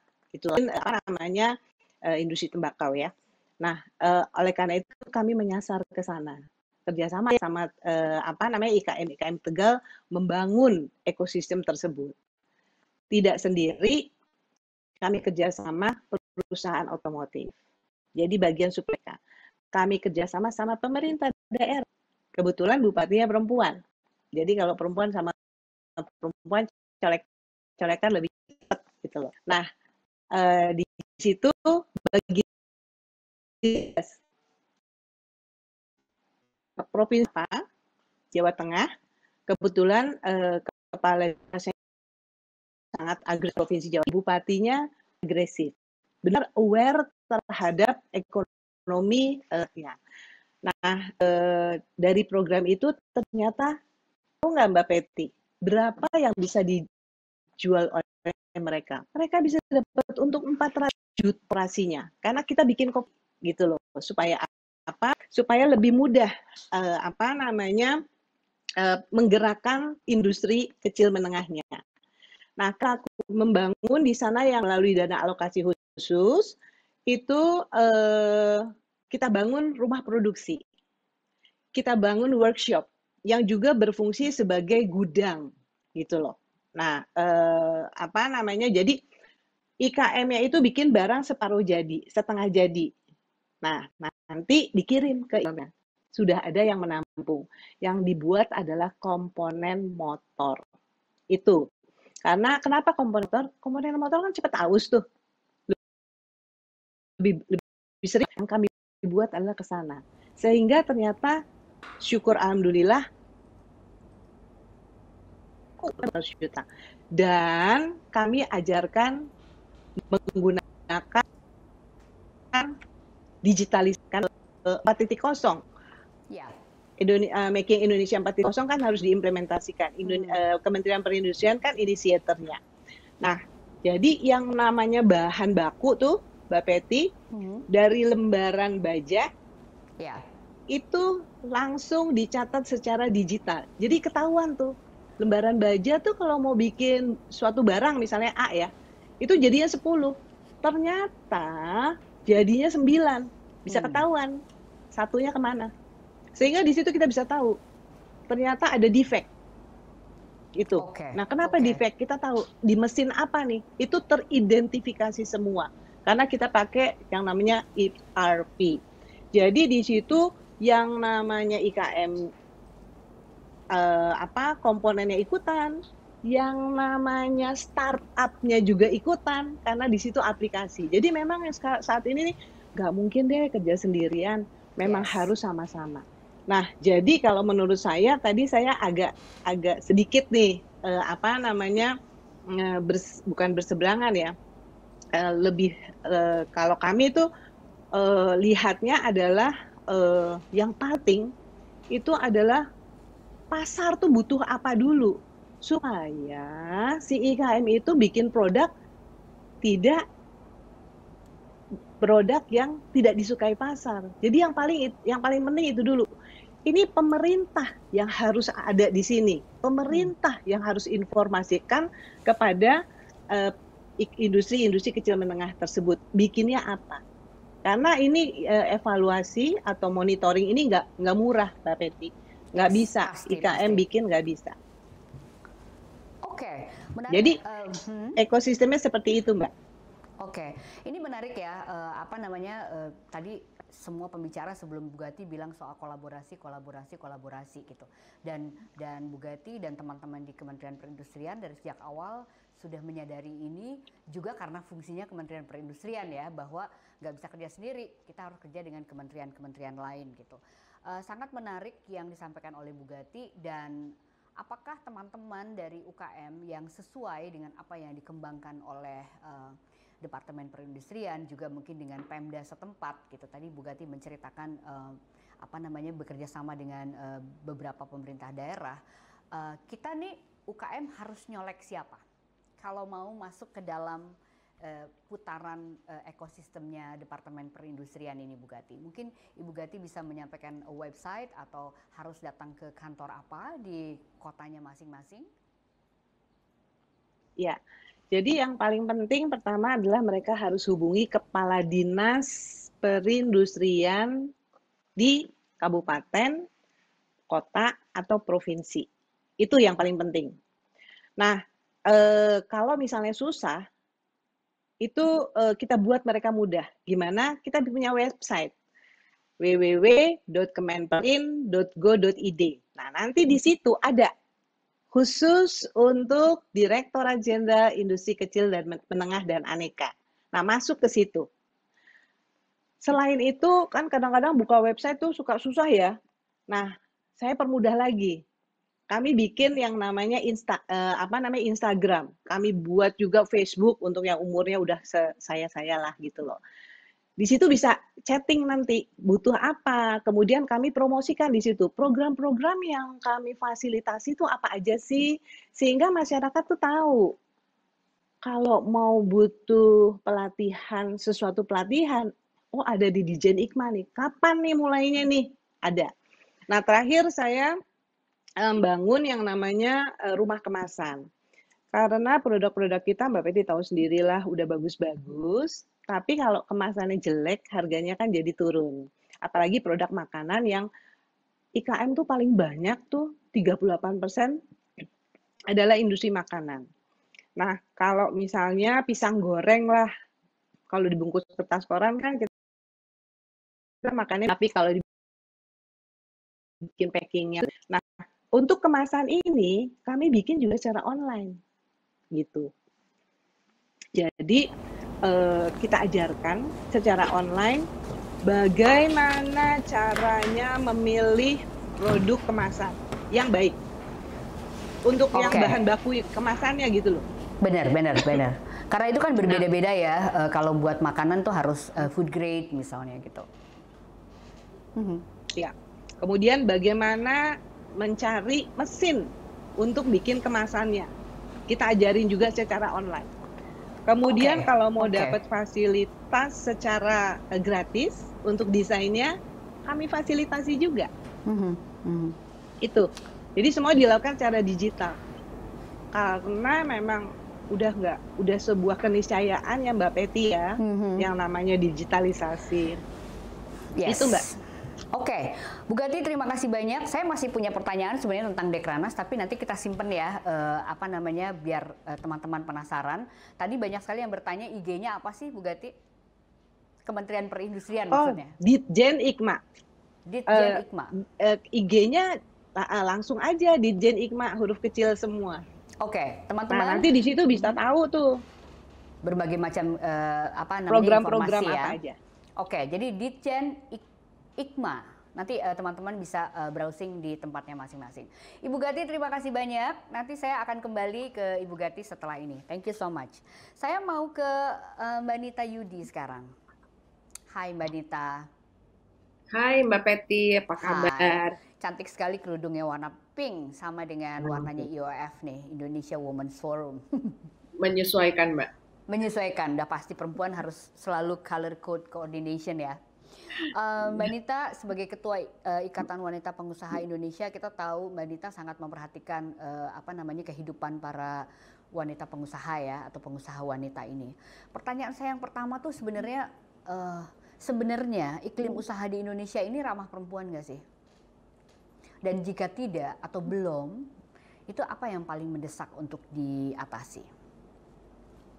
Sebenarnya kalau iklim usahanya ya Mbak, iklim usaha di Indonesia terhadap ramah perempuan belum bisa dibilang 100% gitu ya. Tetapi mungkin 50-50 juga enggak, mungkin lebih banyak kali ya, karena Indonesia ini kan kaya akan sumber daya alamnya ya. Kemudian juga perempuan pengusahanya hampir 60% seperti tadi Mbak Afi sampaikan. Dan jadi kalau iklim usahanya itu memang lebih ramah kepada laki-laki karena budaya patriarki kita juga gitu, yang menempatkan perempuan sebagai orang kedua ya. Mungkin kalau zaman dulu ada istilah dapur kasur sumur kali ya, tapi mudah-mudahan semakin kesini semakin tidak ada lah istilah itu. Nah, tetapi di daerah suburb gitu, di urban gitu ya, masih ada tuh budaya-budaya itu yang diterapkan sehingga perempuan sulit sekali untuk berkembang menjadi perempuan pengusaha. Padahal hari gini kita bisa lihat sendiri bahwa kebutuhan ekonomi ini sangat mendesak. Apalagi masa pandemi ini rasanya suami dan istri harus bersama-sama berkolaborasi untuk menangani masalah ekonomi keluarga. Jadi tapi dari pemerintah, kebijakan-kebijakan pemerintah itu ya mungkin 70% sudah ramah perempuan. Bukan saja ramah perempuan, tetapi ramah kepada UMKM, apalagi di masa pandemi ini. Banyak sekali stimulus-stimulus pemerintah yang memang diberikan khusus kepada UMKM, karena mengingat kita dulu tahun 1998 dan 2008 adalah tulang punggung perekonomian Indonesia saat krisis moneter. Dan juga seperti yang tadi, karena IWAPI ini adalah organisasi profesi yang kita harus bermitra, sebenarnya kolaborasi IWAPI ini udah lama sekali dengan pemerintah dan pihak swasta, terutama juga dengan Kemenperin, Bu Gati. Kami juga mendapatkan fasilitas untuk pada saat pandemik pertama itu Januari, Februari, Maret. April 2020 kami sudah kerjasama langsung dengan Memperin masalah e-smart yang tadi disampaikan oleh Ibu Gati, sehingga alhamdulillah dari 2016 kami itu sudah kerjasama dengan Microsoft, kemudian dengan Google, dengan Facebook, Kominfo, yang mengepus teman-teman untuk bisa lari ke industri 4.0. Tetapi kan karena kami ada di 34 provinsi dengan anggota lebih dari 30.000 perempuan pengusaha, ini tidak bisa tercakup semuanya. Sehingga kami harus pada masa pandemi mereka terkendala juga dengan masalah digital marketing. Sehingga pada 2020 itu ada penawaran dari beberapa kementerian untuk Kementerian Koperasi, Perindustrian, hampir semua kementerian menyiapkan pelatihan-pelatihan untuk digital marketing, termasuk kami kerjasama juga dengan UN Women. Jadi kolaborasi ini sebenarnya sudah terjadi lama, dan ini sebenarnya iklim usaha yang bisa dinikmati oleh para perempuan pengusaha. Begitu Mbak Peti. Ya, terima kasih Mbak Nita. Jadi memang kuncinya juga adalah kolaborasi ya gitu. Dan kita tahu bahwa masalah patriarki di Indonesia itu memang nggak bisa, saya bilang sih nggak bisa hilang karena itu part of the culture juga ya. Tetapi saya melihat IWAPI sangat progresif dan melihat tidak melihat masalah ini menjadi sesuatu yang buntu gitu ya. Udah wirausahanya diberi pelatihan dan lain-lainnya untuk mereka bisa lebih berdaya gitu. Nah, bolehkah dalam waktu yang singkat padat Mbak Nita cerita IWAPI sekarang solusi konkret apa sih yang diberikan oleh IWAPI untuk bisnis sustainability ini gitu. Jadi untuk agar para wanita wirausaha ini di kelas manapun dia, kecil, menengah gitu ya, itu tuh bisa berkelanjutan gitu. Bisnisnya sampai ke depan dan semakin maju, modern dan lain-lainnya. Seperti apa tuh gambarnya? Yang pertama sesuai dengan program kerja IWAPI, yaitu satu, kita meningkatkan sumber daya manusia baik melalui pelatihan, training ya, kemudian workshop, talk show seperti saat ini adalah juga wawasan yang sangat luar biasa. Dan yang kedua, terus membuka jaringan kita IWAPI, yaitu tidak hanya ke lokal ya atau pasar domestik ya, tetapi juga sudah mulai ke global ya. Jadi kita saat ini lagi nge-push teman-teman UMKM ya untuk melatih diri untuk segera mengeksporkan barang mereka atau UMKM ekspor ya, go to export. Dan yang ketiga adalah memudahkan akses finansial atau permodalan. Nah, dengan 3 program ini mereka akan terbantu itu ya, yang sudah jalan maupun yang baru jalan. Tetapi tentu yang sudah jalan ini kan harus sustain. Yang tadi harapannya Mbak Peti, gimana sih supaya bisa terus sustain? Kami juga menghubungkan dengan perusahaan-perusahaan besar dan juga kerjasama dengan kementerian maupun sektor swasta. Perusahaan-perusahaan besar untuk menyiapkan adanya supply chain sehingga pasar mereka pembiaya tetap mereka memiliki pelanggan yang sudah sustain, sehingga kalau kita juga lari untuk permodalan, mungkin lembaga keuangan baik perbankan atau perbankan karena sekarang banyak fintech ya. Jadi ini mereka terlegal gitu. dan mereka pasti dipercaya karena sudah ada surat dari perusahaan-perusahaan besarnya. Itu salah satu yang kami jalankan. Kemudian juga kami kerjasama dengan Kementerian BUMN ya, dengan Pak Erick Thohir, itu adanya program padi UMKM, pasar digital UMKM, di mana perusahaan-perusahaan negara milik BUMN itu membeli barang-barangnya sekarang dari UMKM, tidak kepada penjual lainnya, tetapi kepada UMKM yang sudah jelas barang-barangnya adalah 100% Indonesia seperti tema hari ini. Jadi mereka sudah akhirnya kita push mereka bisa menjadi supplier daripada perusahaan-perusahaan besar tersebut yang milik negara. Seperti itu salah satunya. Demikian, Mbak. Terima kasih Mbak Nita. Jadi SDM membuka jaringan domestik maupun global, dan yang ketiga adalah financial ya. Dan Mbak Nita tadi mengakhiri dengan mengatakan bahwa UMKM itu didorong untuk menjadi bagian dari supply chain sebuah perusahaan besar. Itu yang sekarang banyak sekali dibicarakan untuk membuat mereka naik kelas. Terima kasih Mbak Nita. Saya akan kembali ke Mbak Nita setelah ini ya. Teman-teman, kita akan menuju ke panel yang keempat, yaitu Mbak Palupi Chandra, Head of Corporate Communication and Sustainability Martha Tilar Group.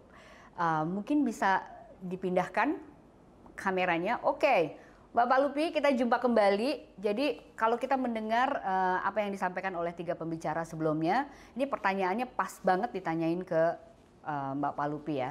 Kita tahu Martha Tilar Group itu menjadi salah satu dari web UN Women ya, gitu, yang memang sangat terdepan untuk melibatkan UKM dalam supply chains. Nah, kita kepengen dengar dari Mbak Palupi sebagai pelaku, dan mungkin bisa jadi masukan juga untuk teman-teman di sini. Sebenarnya tuh sebesar apa sih peluang UKM di Indonesia untuk menjadi bagian dari supply chains dalam bentuk apapun? Dengan perusahaan besar, kita mulai dulu dari yang domestik. Jadi kayak misalnya Martha Tilar Group gitu. Itu tuh sebesar apa sih, dan apa yang harus disiapkan oleh mereka? Silakan Mbak. Baik, terima kasih Mbak Peti. Betul, memang peluangnya sangat besar. Jadi di Martha Tilar Group sendiri memang kami fokus pada beautifying Indonesia. Beautifying Indonesia ini tidak saja beautifying as physically, paras ya, tapi juga bagaimana yang lebih utama adalah memberdayakan perempuan khususnya, dan memastikan mereka untuk bisa lebih profesional, tangguh, kreatif, dan punya critical thinking yang kuat, dan inovasinya juga terasah dengan baik, kepekaannya ya terutama, dan juga kolaborasi, di mana memang ini menjadi salah satu kelemahan kalau kolaborasinya kurang. Dan memang kita harus bantu mereka ya untuk bisa mengidentifikasi dan mapping terhadap apa yang menjadi keunggulan mereka. Memang di Martha Tilar Group tidak hanya menjadikan supply chain, tapi juga partner Mbak Peti. Jadi di kami itu contoh tadi yang Pak Sandi sempat sampaikan bahwa fokusnya ada di kuliner, kemudian kriya, dan satu lagi untuk yang di fashion ya. Sedangkan kosmetik itu mungkin belum menjadi unggulan. Padahal kami membuka kesempatan bagi audiens, bagi UMKM, bagi perempuan Indonesia yang ingin create your own brand untuk bikin kosmetik sendiri, itu kita bisa membantunya. Jadi memang partner kita itu banyak, tidak hanya artis, tidak hanya selebritis, tapi juga banyak teman-teman UMKM yang membuat kosmetik sendiri. Jadi mereka tidak punya R&D, mereka tidak punya pabrik, tapi bisa punya brand kosmetik sendiri, itu dengan sistem klon. Itu salah satunya untuk bisa memberikan kesempatan buat mereka di dalam kreativitas dan juga keinginan mereka untuk menjadi entrepreneur. Kalau di supply chain, betul, di kita itu memang harus punya standar yang kita pakai sebagai acuan, karena partner kita di luar negeri juga mereka minta kita sebagai guarantee. Jadi kita tidak saja sekedar menjadi off-taker, tapi bagaimana memastikan teman-teman UMKM itu standarnya, kualitasnya, dan juga konsistensinya itu stabil. Jadi contoh seperti petani yang kami bina di beberapa daerah, itu kita menyerap untuk nantinya kita bantu menjadi raw material dan menjadi ekstrak. Karena di industri kecantikan dan juga di industri farmasi, sebenarnya hasil herbal Indonesia itu sangat dibutuhkan. Jadi tadi betul inovasi. Jadi ketika kosmetik mungkin menjadi nomor sekian, ketika relate dengan pandemi dan sebagainya ini, maka orang akan berpikir bagaimana untuk sehat, bagaimana lifestyle-nya untuk bisa lebih bisa stamina-nya kuat. Maka tidak hanya si herbal seperti jamu dan juga jahe merah dan sebagainya, namun sampai kumis kucing, sampai meniran, itu semua menjadi viral. Tapi bagaimana mereka bisa menanamnya dengan baik, membudidayakannya, panen hingga pasca panen, sampai dengan diolah dan terdelivered kepada industri, itu yang menjadi kuncinya. Jadi memang binaan kami itu cukup banyak, Mbak Betty, dan kami membuka kesempatan juga memang karena tidak mungkin kami bekerja sendirian. Artinya binaan kami pun nantinya ketika dia overproduksi, kami juga membantu mereka untuk bisa memasarkannya di teman-teman di grup industri yang sama. Jadi kami punya grup juga di industri kosmetik dan juga di industri jamu, maka binaan kami pun tidak hanya menjual produk hasil panennya dan ekstraknya itu kepada kita, tapi juga kami rekomendasikan kepada industri-industri besar lainnya. Jadi kalau ditanya peluangnya besar, tapi juga memang tadi kuncinya memang harus ada creativity, agility, dan juga profesionalisme dari teman-teman di UMKM. Mungkin itu Mbak Peti. Terima kasih Mbak. Jadi teman-teman boleh dicatat bahwa sebetulnya peluang ini besar. Tentu saja harus dicari ya, nggak boleh nunggu, tapi cari informasinya kemana-mana gitu kan. Kita sudah membukakan salah satu opportunity pada hari ini bertemu dengan Mbak Palupi Chandra dari Martha Tiller Group. Mbak, ini pertanyaan satu lagi sebelum saya membacakan banyak banget pertanyaan nih di layar. Saya mau bertanya seperti ini, kan banyak nih teman-teman di sini yang juga bekerja di industri agrobisnis ya. Jadi dia mungkin punya perkebunan yang tadi misalnya untuk bahan baku kosmetik atau bahan baku jamu dan lain-lainnya gitu. Nah, sekarang Mbak Palupi boleh kasih tahu ke kita, kasih kritik. Apa masalah terbesar yang dihadapi oleh misalnya teman-teman di Martha Tiller dan juga teman-teman satu industri terhadap hasil produk dari para petani ini, yang nggak bagusnya tuh kayak apa? Konsistensikah atau apa? Baik, ya memang betul yang utama tadi SDM ya. Ketika SDM-nya sudah terlatih untuk daya juangnya, kemudian ke profesionalismenya, karena yang paling sering merepotkan adalah konsistensi dari hasilnya, Mbak Betty. Jadi kami juga mendapatkan beberapa order dari partner kami di luar itu untuk mendapatkan hasil produksi herbal ekstrak yang organik. Nah, bagaimana kami mengajarkan teman-teman UMKM ataupun petani dan teman-teman di bidang agribisnis ini untuk bisa betul-betul fokus dan juga konsisten di organik, itu tidak mudah. Karena tidak hanya sekedar ketika di penyiapan lahan maupun budidaya, tapi sampai dengan panen dan pasca panen. Kadang semua SOP sudah dilakukan, tapi begitu panen, ketika ditumpuk di gudang sebelum diproses selanjutnya ke kemasan ataupun ke ekstraksi, itu mereka menyalakan obat nyamuk dan hal-hal yang ada chemical-nya yang bisa mengkontaminasi dari produk mereka sendiri. Mereka tidak sadar dengan hal seperti itu, padahal itu sudah diajarkan, sudah dilatih berkali-kali. Hal kecil ini kami pernah mendapatkan order cukup besar dan kemudian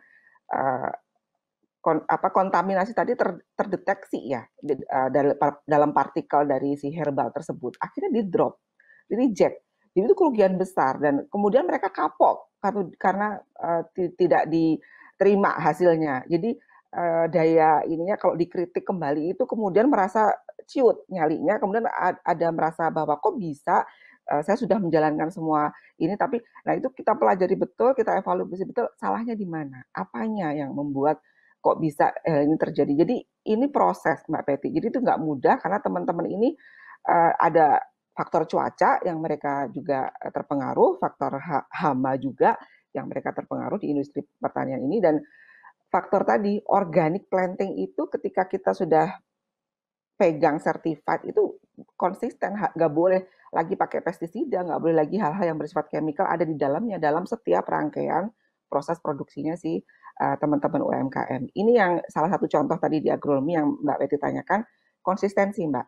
Jadi daya tangguh dan daya saing serta daya juangnya sudah diasah, tapi kalau nggak konsisten itu akan balik lagi ke awal. Jadi itu yang bikin kita suka sayang banget ya udah sampai proses gini hanya karena di pasca panennya mereka tidak cermat, mereka ceroboh, jadi rusak kepercayaan partner. Seperti itu, Mbak.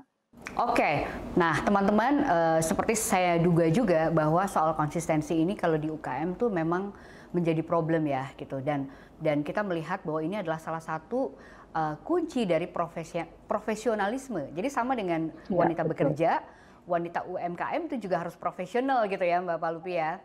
Nggak boleh suka-sukanya sendiri, karena semua ada tanggung jawab, apalagi kita bekerja dengan pihak lain.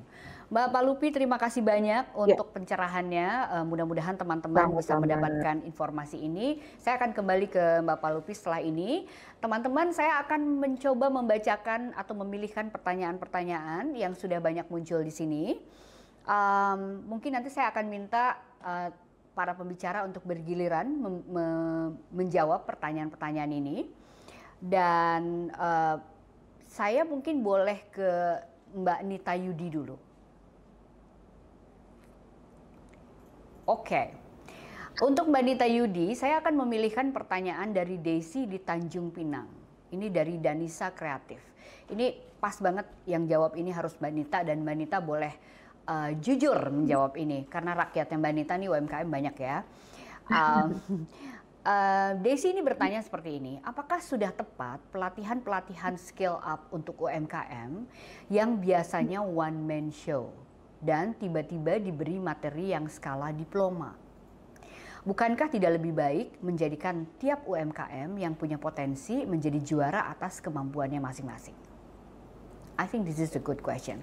Jadi kalau pengalaman Mbak Nita gimana? Ada protes nggak sih atau ada masukan nggak sih dari teman-teman UMKM anggotanya IWAPI ketika diberi pelatihan ini, itu, dan segala macam tuh kok nggak nyambung ya, atau nggak cocok dengan saya, atau seperti apa? Monggo Mbak. Ya, jadi pengalaman kami memimpin IWAPI, jadi karena ini perempuan semua dan banyak sekali variasi atau berbagai macam usahanya, sehingga memang awalnya kami harus membidik, misalnya di bidang fashion kebutuhannya apa, di bidang kuliner kebutuhannya apa, dan sebagainya. Tetapi di masa pandemi ini kami memukul rata untuk bagaimana kita mencoba menerobos.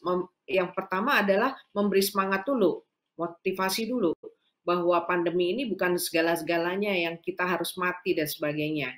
Kita harus bangun optimisme perempuan pengusaha ini, karena perempuan itu perlu figur, perlu role model. Nah, kita bangun dulu optimisme ini dengan bekerja sama dengan pihak swasta maupun pemerintah, bahwa kita masih punya kesempatan untuk bangkit kembali. Walaupun tadi Pak Sandi bilang kita harus adaptasi, betul sekali. Karena di masa pandemi ini tidak bisa misalnya kita biasa menjual pakaian pengantin gitu ya, membuat pakaian pengantin.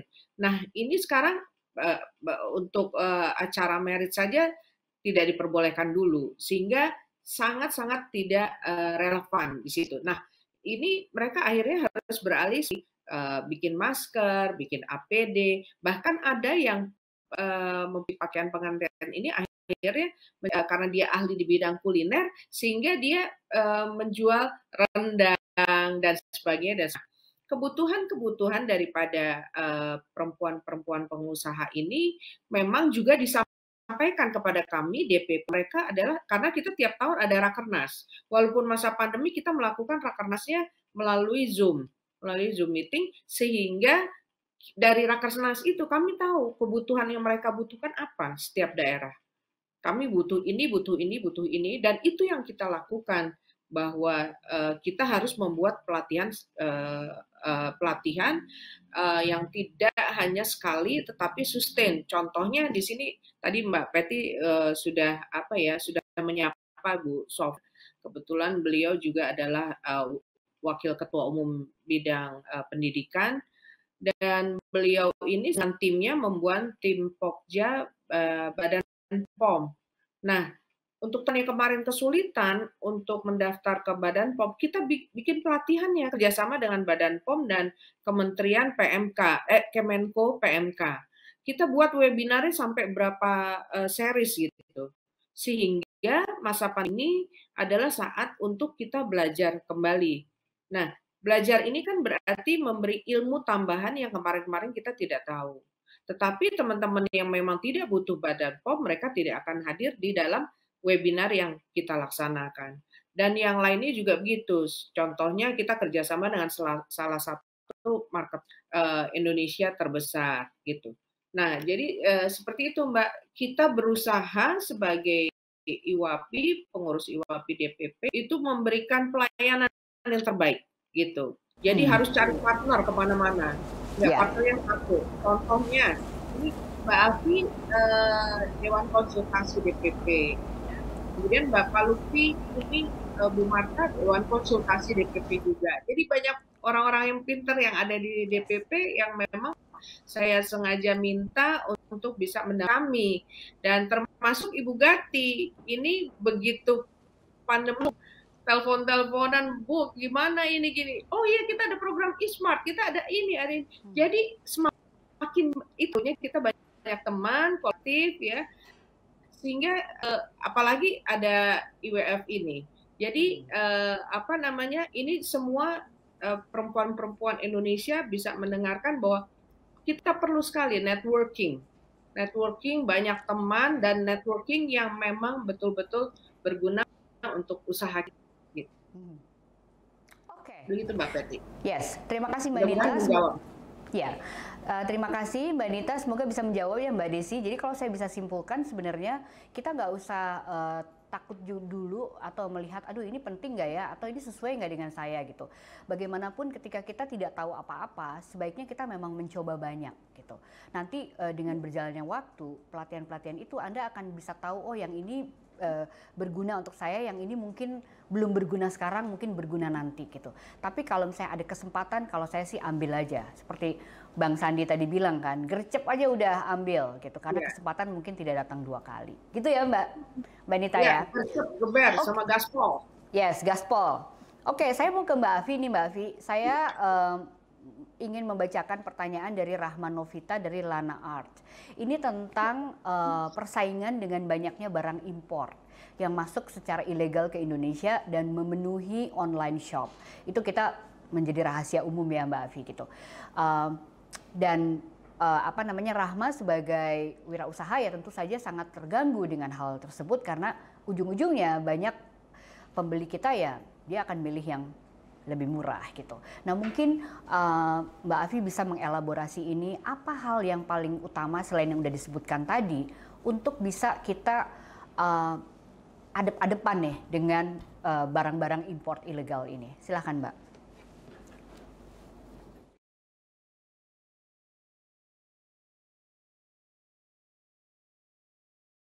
Suaranya Mbak Afi? Yes. Maaf ya. Oke. Jadi di sini menurut saya perannya bukan hanya pelaku tapi juga pemerintah ya.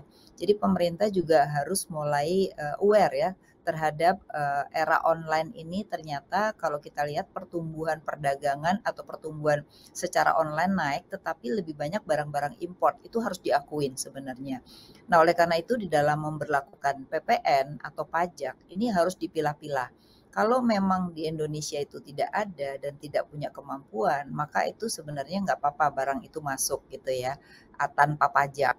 Tapi kalau kita sebenarnya di dalam negeri itu ada dan itu dibutuhkan gitu, mestinya harus equal ya. Jadi pajaknya mungkin juga harus diperhatikan gitu. Itu dari sisi pemerintah. Nah dari sisi pelaku mungkin juga harus kita lihat, ketika memang barang kita itu dengan guna yang sama, dengan model yang sama, itu memang kita nggak bisa bersaing. Nah, itu buat apa kita harus produksi sesuatu yang akhirnya barang kita nggak terjual. Nah, oleh karena itu mungkin tadi pilihannya adalah kita merubah atau kita memberikan nilai tambah dari produk kita. Sehingga nilai tambah itu, misalnya kalau dari import kan belum tentu dia ada after sales service-nya gitu ya. Nah, itu yang mungkin bisa kita ciptakan nilai tambahnya sehingga orang tidak lagi melihat harga tetapi justru membutuhkan dari nilai tambah itu sendiri. Atau bisa jadi kalaupun kita menjual barang dan kemudian yang dari import itu, tapi kita bisa after sales service-nya itu adalah walaupun barangnya bukan dari kita, itu bisa kita lakukan, kenapa enggak? Jadi sekarang itu harus kita melihat peluang itu tidak hanya pada itu saja gitu, tapi meluat peluang-peluang baru yang sebenarnya bisa kita lakukan gitu. Nah, yang seperti ini yang menurut saya inovasi-inovasi itu harus muncul terus ya. Karena kalau kita melakukan sesuatu yang akhirnya kita nggak bisa bersaing, buat apa kita lakukan? Gitu. Jadi itu cara-caranya. Jadi pemerintahnya juga harus bergerak, lalu sebagai pelakunya juga harus bisa membaca pasar gitu. Nah, kalau pasar itu banyak tetapi kita nggak bisa bersaing, tapi kita lanjutkan, ya pada akhirnya kita akan mati. Gitu. Itu Mbak. Yes, terima kasih Mbak Afi. Jadi kita emang nggak bisa diam-diam aja sih gitu. Kalau kita nggak punya inovasi atau sesuatu yang baru, kreativitas ya akan kegulung juga gitu. Dan itu menjadi salah kita bersama gitu ya Mbak Afi ya. Benar sekali. Oke, Mbak Afi terima kasih banyak. Pertanyaan terakhir akan saya berikan ke Ibu Gati. Ibu Gati, ini pertanyaan ini saya pilihkan dari Meita, dari Banyuwangi, Batik Banyuwangi. Meita ini bertanya tentang saran dan tips apabila UMKM yang dijalankan adalah UMKM kolaborasi, artinya bekerja bersama-sama untuk menciptakan sebuah produk gitu, seperti disampaikan oleh Ibu Gati tadi. Tapi saya ingin Ibu Gati menjawab ini juga dalam tataran Dekranas. Karena saya tahu Dekranas banyak sekali melakukan kolaborasi-kolaborasi untuk membuat produk-produk kerajinan Indonesia ini menjadi lebih berdaya saing, kontemporer, nggak kalah sama Filipina, nggak kalah sama Thailand, dengan Vietnam dan segala macam. Monggo Bu Gati. Ya, terima kasih Mbak Peti, Mbak Meta juga atas pertanyaannya dari Banyuwangi. Jadi itu memang harus dilakukan ya kolaborasi itu. Sebenarnya kalau dari Kementerian Perindustrian tuh udah pembinaannya tuh melalui sentra. Nah, ini kami kembangkan di Dekranas. Karena kalau yang namanya batik, tenun itu masuk di dalam kriya atau kerajinan di mana Dekranas itu membina perajin-perajinnya bekerja sama dengan kementerian lembaga terkait. Jadi kami itu berkoordinasi dengan Dekranasda provinsi, kabupaten, kota untuk mengetahui apa sih kebutuhannya gitu loh. Kebutuhan dari perajin itu apa gitu. Karena seperti yang saya sampaikan tadi di awal bahwa kalau kita sama-sama perempuan colek-colekan itu lebih cepat gitu loh. Dan biasanya perempuan itu lebih aware. Jadi Mbak Meta, kalau misalnya Mbak Meta butuh nih sesuatu dari nah, tolong nanti koordinasi sama Ibu Dekranasdanya. Banyuwangi ini kabupaten ya, Kabupaten Banyuwangi. Kemudian nanti di sana kan kalau misalnya saya nggak tahu ya, kayaknya nggak ada nih di Banyuwangi nggak punya rumah atau ruang pamernya. Tetapi nanti bisa ke kantor pemerintah daerahnya, di situ ada kantornya Dekranasda Kabupaten Banyuwangi. Nah, informasikan kepada mereka, Mbak Meta butuh apa? Apakah pelatihan? Apakah butuh bahan baku? Bahan baku yang seperti apa? Untuk batik kan sekarang yang lagi ngetren kan satu anak alam ya. Nah, itu nanti bisa komunikasi Ketua Dekranasdanya kepada kami langsung. Atau kalau mau langsung komunikasi dengan kami di Dekranas Pusat juga bisa gitu loh. Nah, nanti kalau misalnya perlu mesin, perlu pelatihan SDM-nya juga nanti kami bisa fasilitasi dalam arti adalah kami kolaborasi.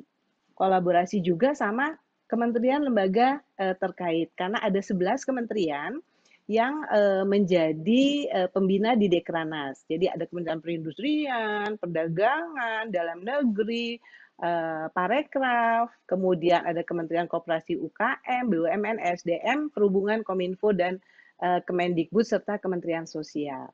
Nah, nanti bisa Mbak Meta, ikut itu di Instagram Nanas gitu loh. Di situ bisa tahu tuh program-program apa. Ini kebetulan sebentar lagi Hari Batik Nasional ya. Tanggal 2 Oktober itu juga bisa lihat di apa namanya program-program apa yang ada. Itu sebenarnya Mbak Meta. Jadi silakan Mbak Meta butuh apa gitu loh. Tuh, karena Mbak tadi nggak Meta, jelas kan Mbak Metanya butuh apa. Ya, terlalu luas ya untuk kita Nanti bisa juga jawab. bisa DM. Ya, dicolek kalau istilahnya Bu Gati, kalau sesama perempuan tuh gampang dicolek. Jadi ini adalah sebuah undangan untuk teman-teman semua wanita wirausaha yang ada dalam ruangan ini untuk mencolek Ibu Gati, Ibu Nita, Ibu Afiliani dan juga Ibu Palupi Chandra. Mau ya dicolek ya? Siap. Siap ya.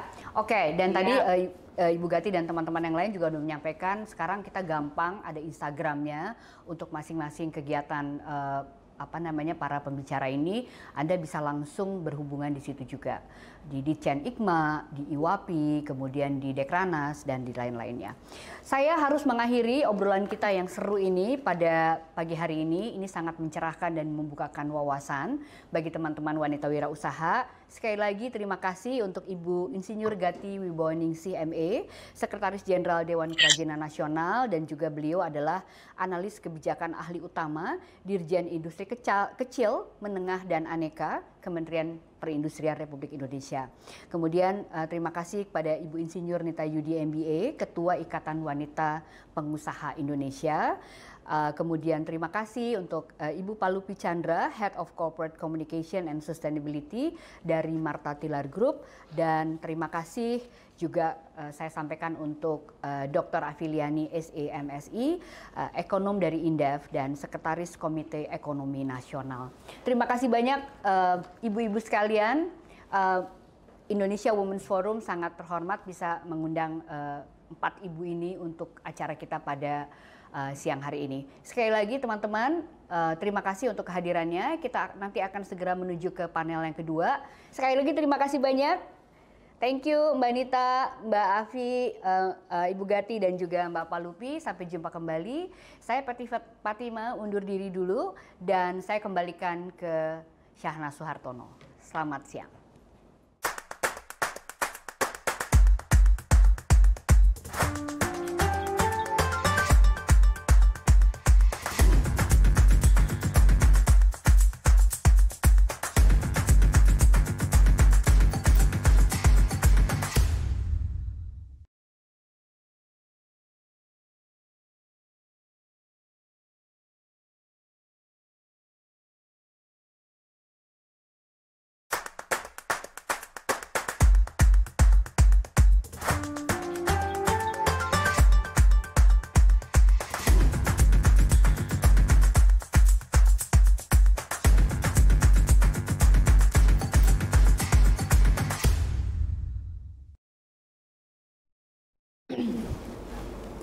Baik, sekali lagi terima kasih banyak untuk moderator kita, Mbak Peti Fatima, dan terima kasih untuk para panelis di sesi diskusi pertama. Dan sebelum kita lanjutkan ke panel diskusi berikutnya, ada beberapa informasi penting dulu yang akan saya sampaikan terkait dengan program Indonesian Women's Forum 2021.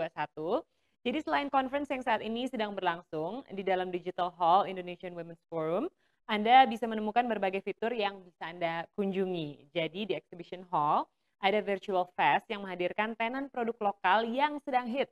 Seperti apa aja? Ada Kala The Label, Rosalie Cheese, ada Sejauh Mata Memandang, Du Anyam, Kami, Nature Confidence, Maeswara Basket, Manika Jewelry Bali, Sister Margot Karet, La Dame in Vanilla, Dinaro, Velora Official, ada Dolat, ada Cincau Cuan, Strawberry Patch, dan Havila Tea. Selain itu, Anda juga bisa berkunjung ke tenan para partner berlangsung dari layar gadget atau layar laptop Anda. Dan virtual exhibition ini akan berlangsung selama 1 bulan hingga 26 Oktober 2021. Nah, bagi Anda yang belum mendaftar di Masterclass, silahkan untuk memilih kelas-kelas unggulan sesuai dengan minat Anda. Saya akan bacakan jadwal Masterclass-nya untuk hari kedua ini. Dicatat ya, ada Cash Flow Management for Online Business. Lalu ada juga kelas How to Create Modest Fashion Brand Personality, ini penting sekali. Kemudian ada juga baking workshop for food business owners. Jadi buat Anda yang mungkin ingin membuka usaha kuliner, ini adalah masterclass yang cocok untuk Anda. Di hari ketiga ada juga 4 masterclass besok, hari ketiga. Ada healthy habits, glowing skin starts here. Dan juga ada home living trend 2022. Ini menarik sekali, home living trend 2022. Ada juga power breakfast for family. Dan ada masterclass terakhir di hari ketiga besok adalah hoax mengancam keluarga Indonesia. Nah, segera daftar sekarang, masih ada waktu untuk Anda ikut kelas-kelas ini dan juga menambah skill pastinya, wawasan dan juga pengetahuan kita semua.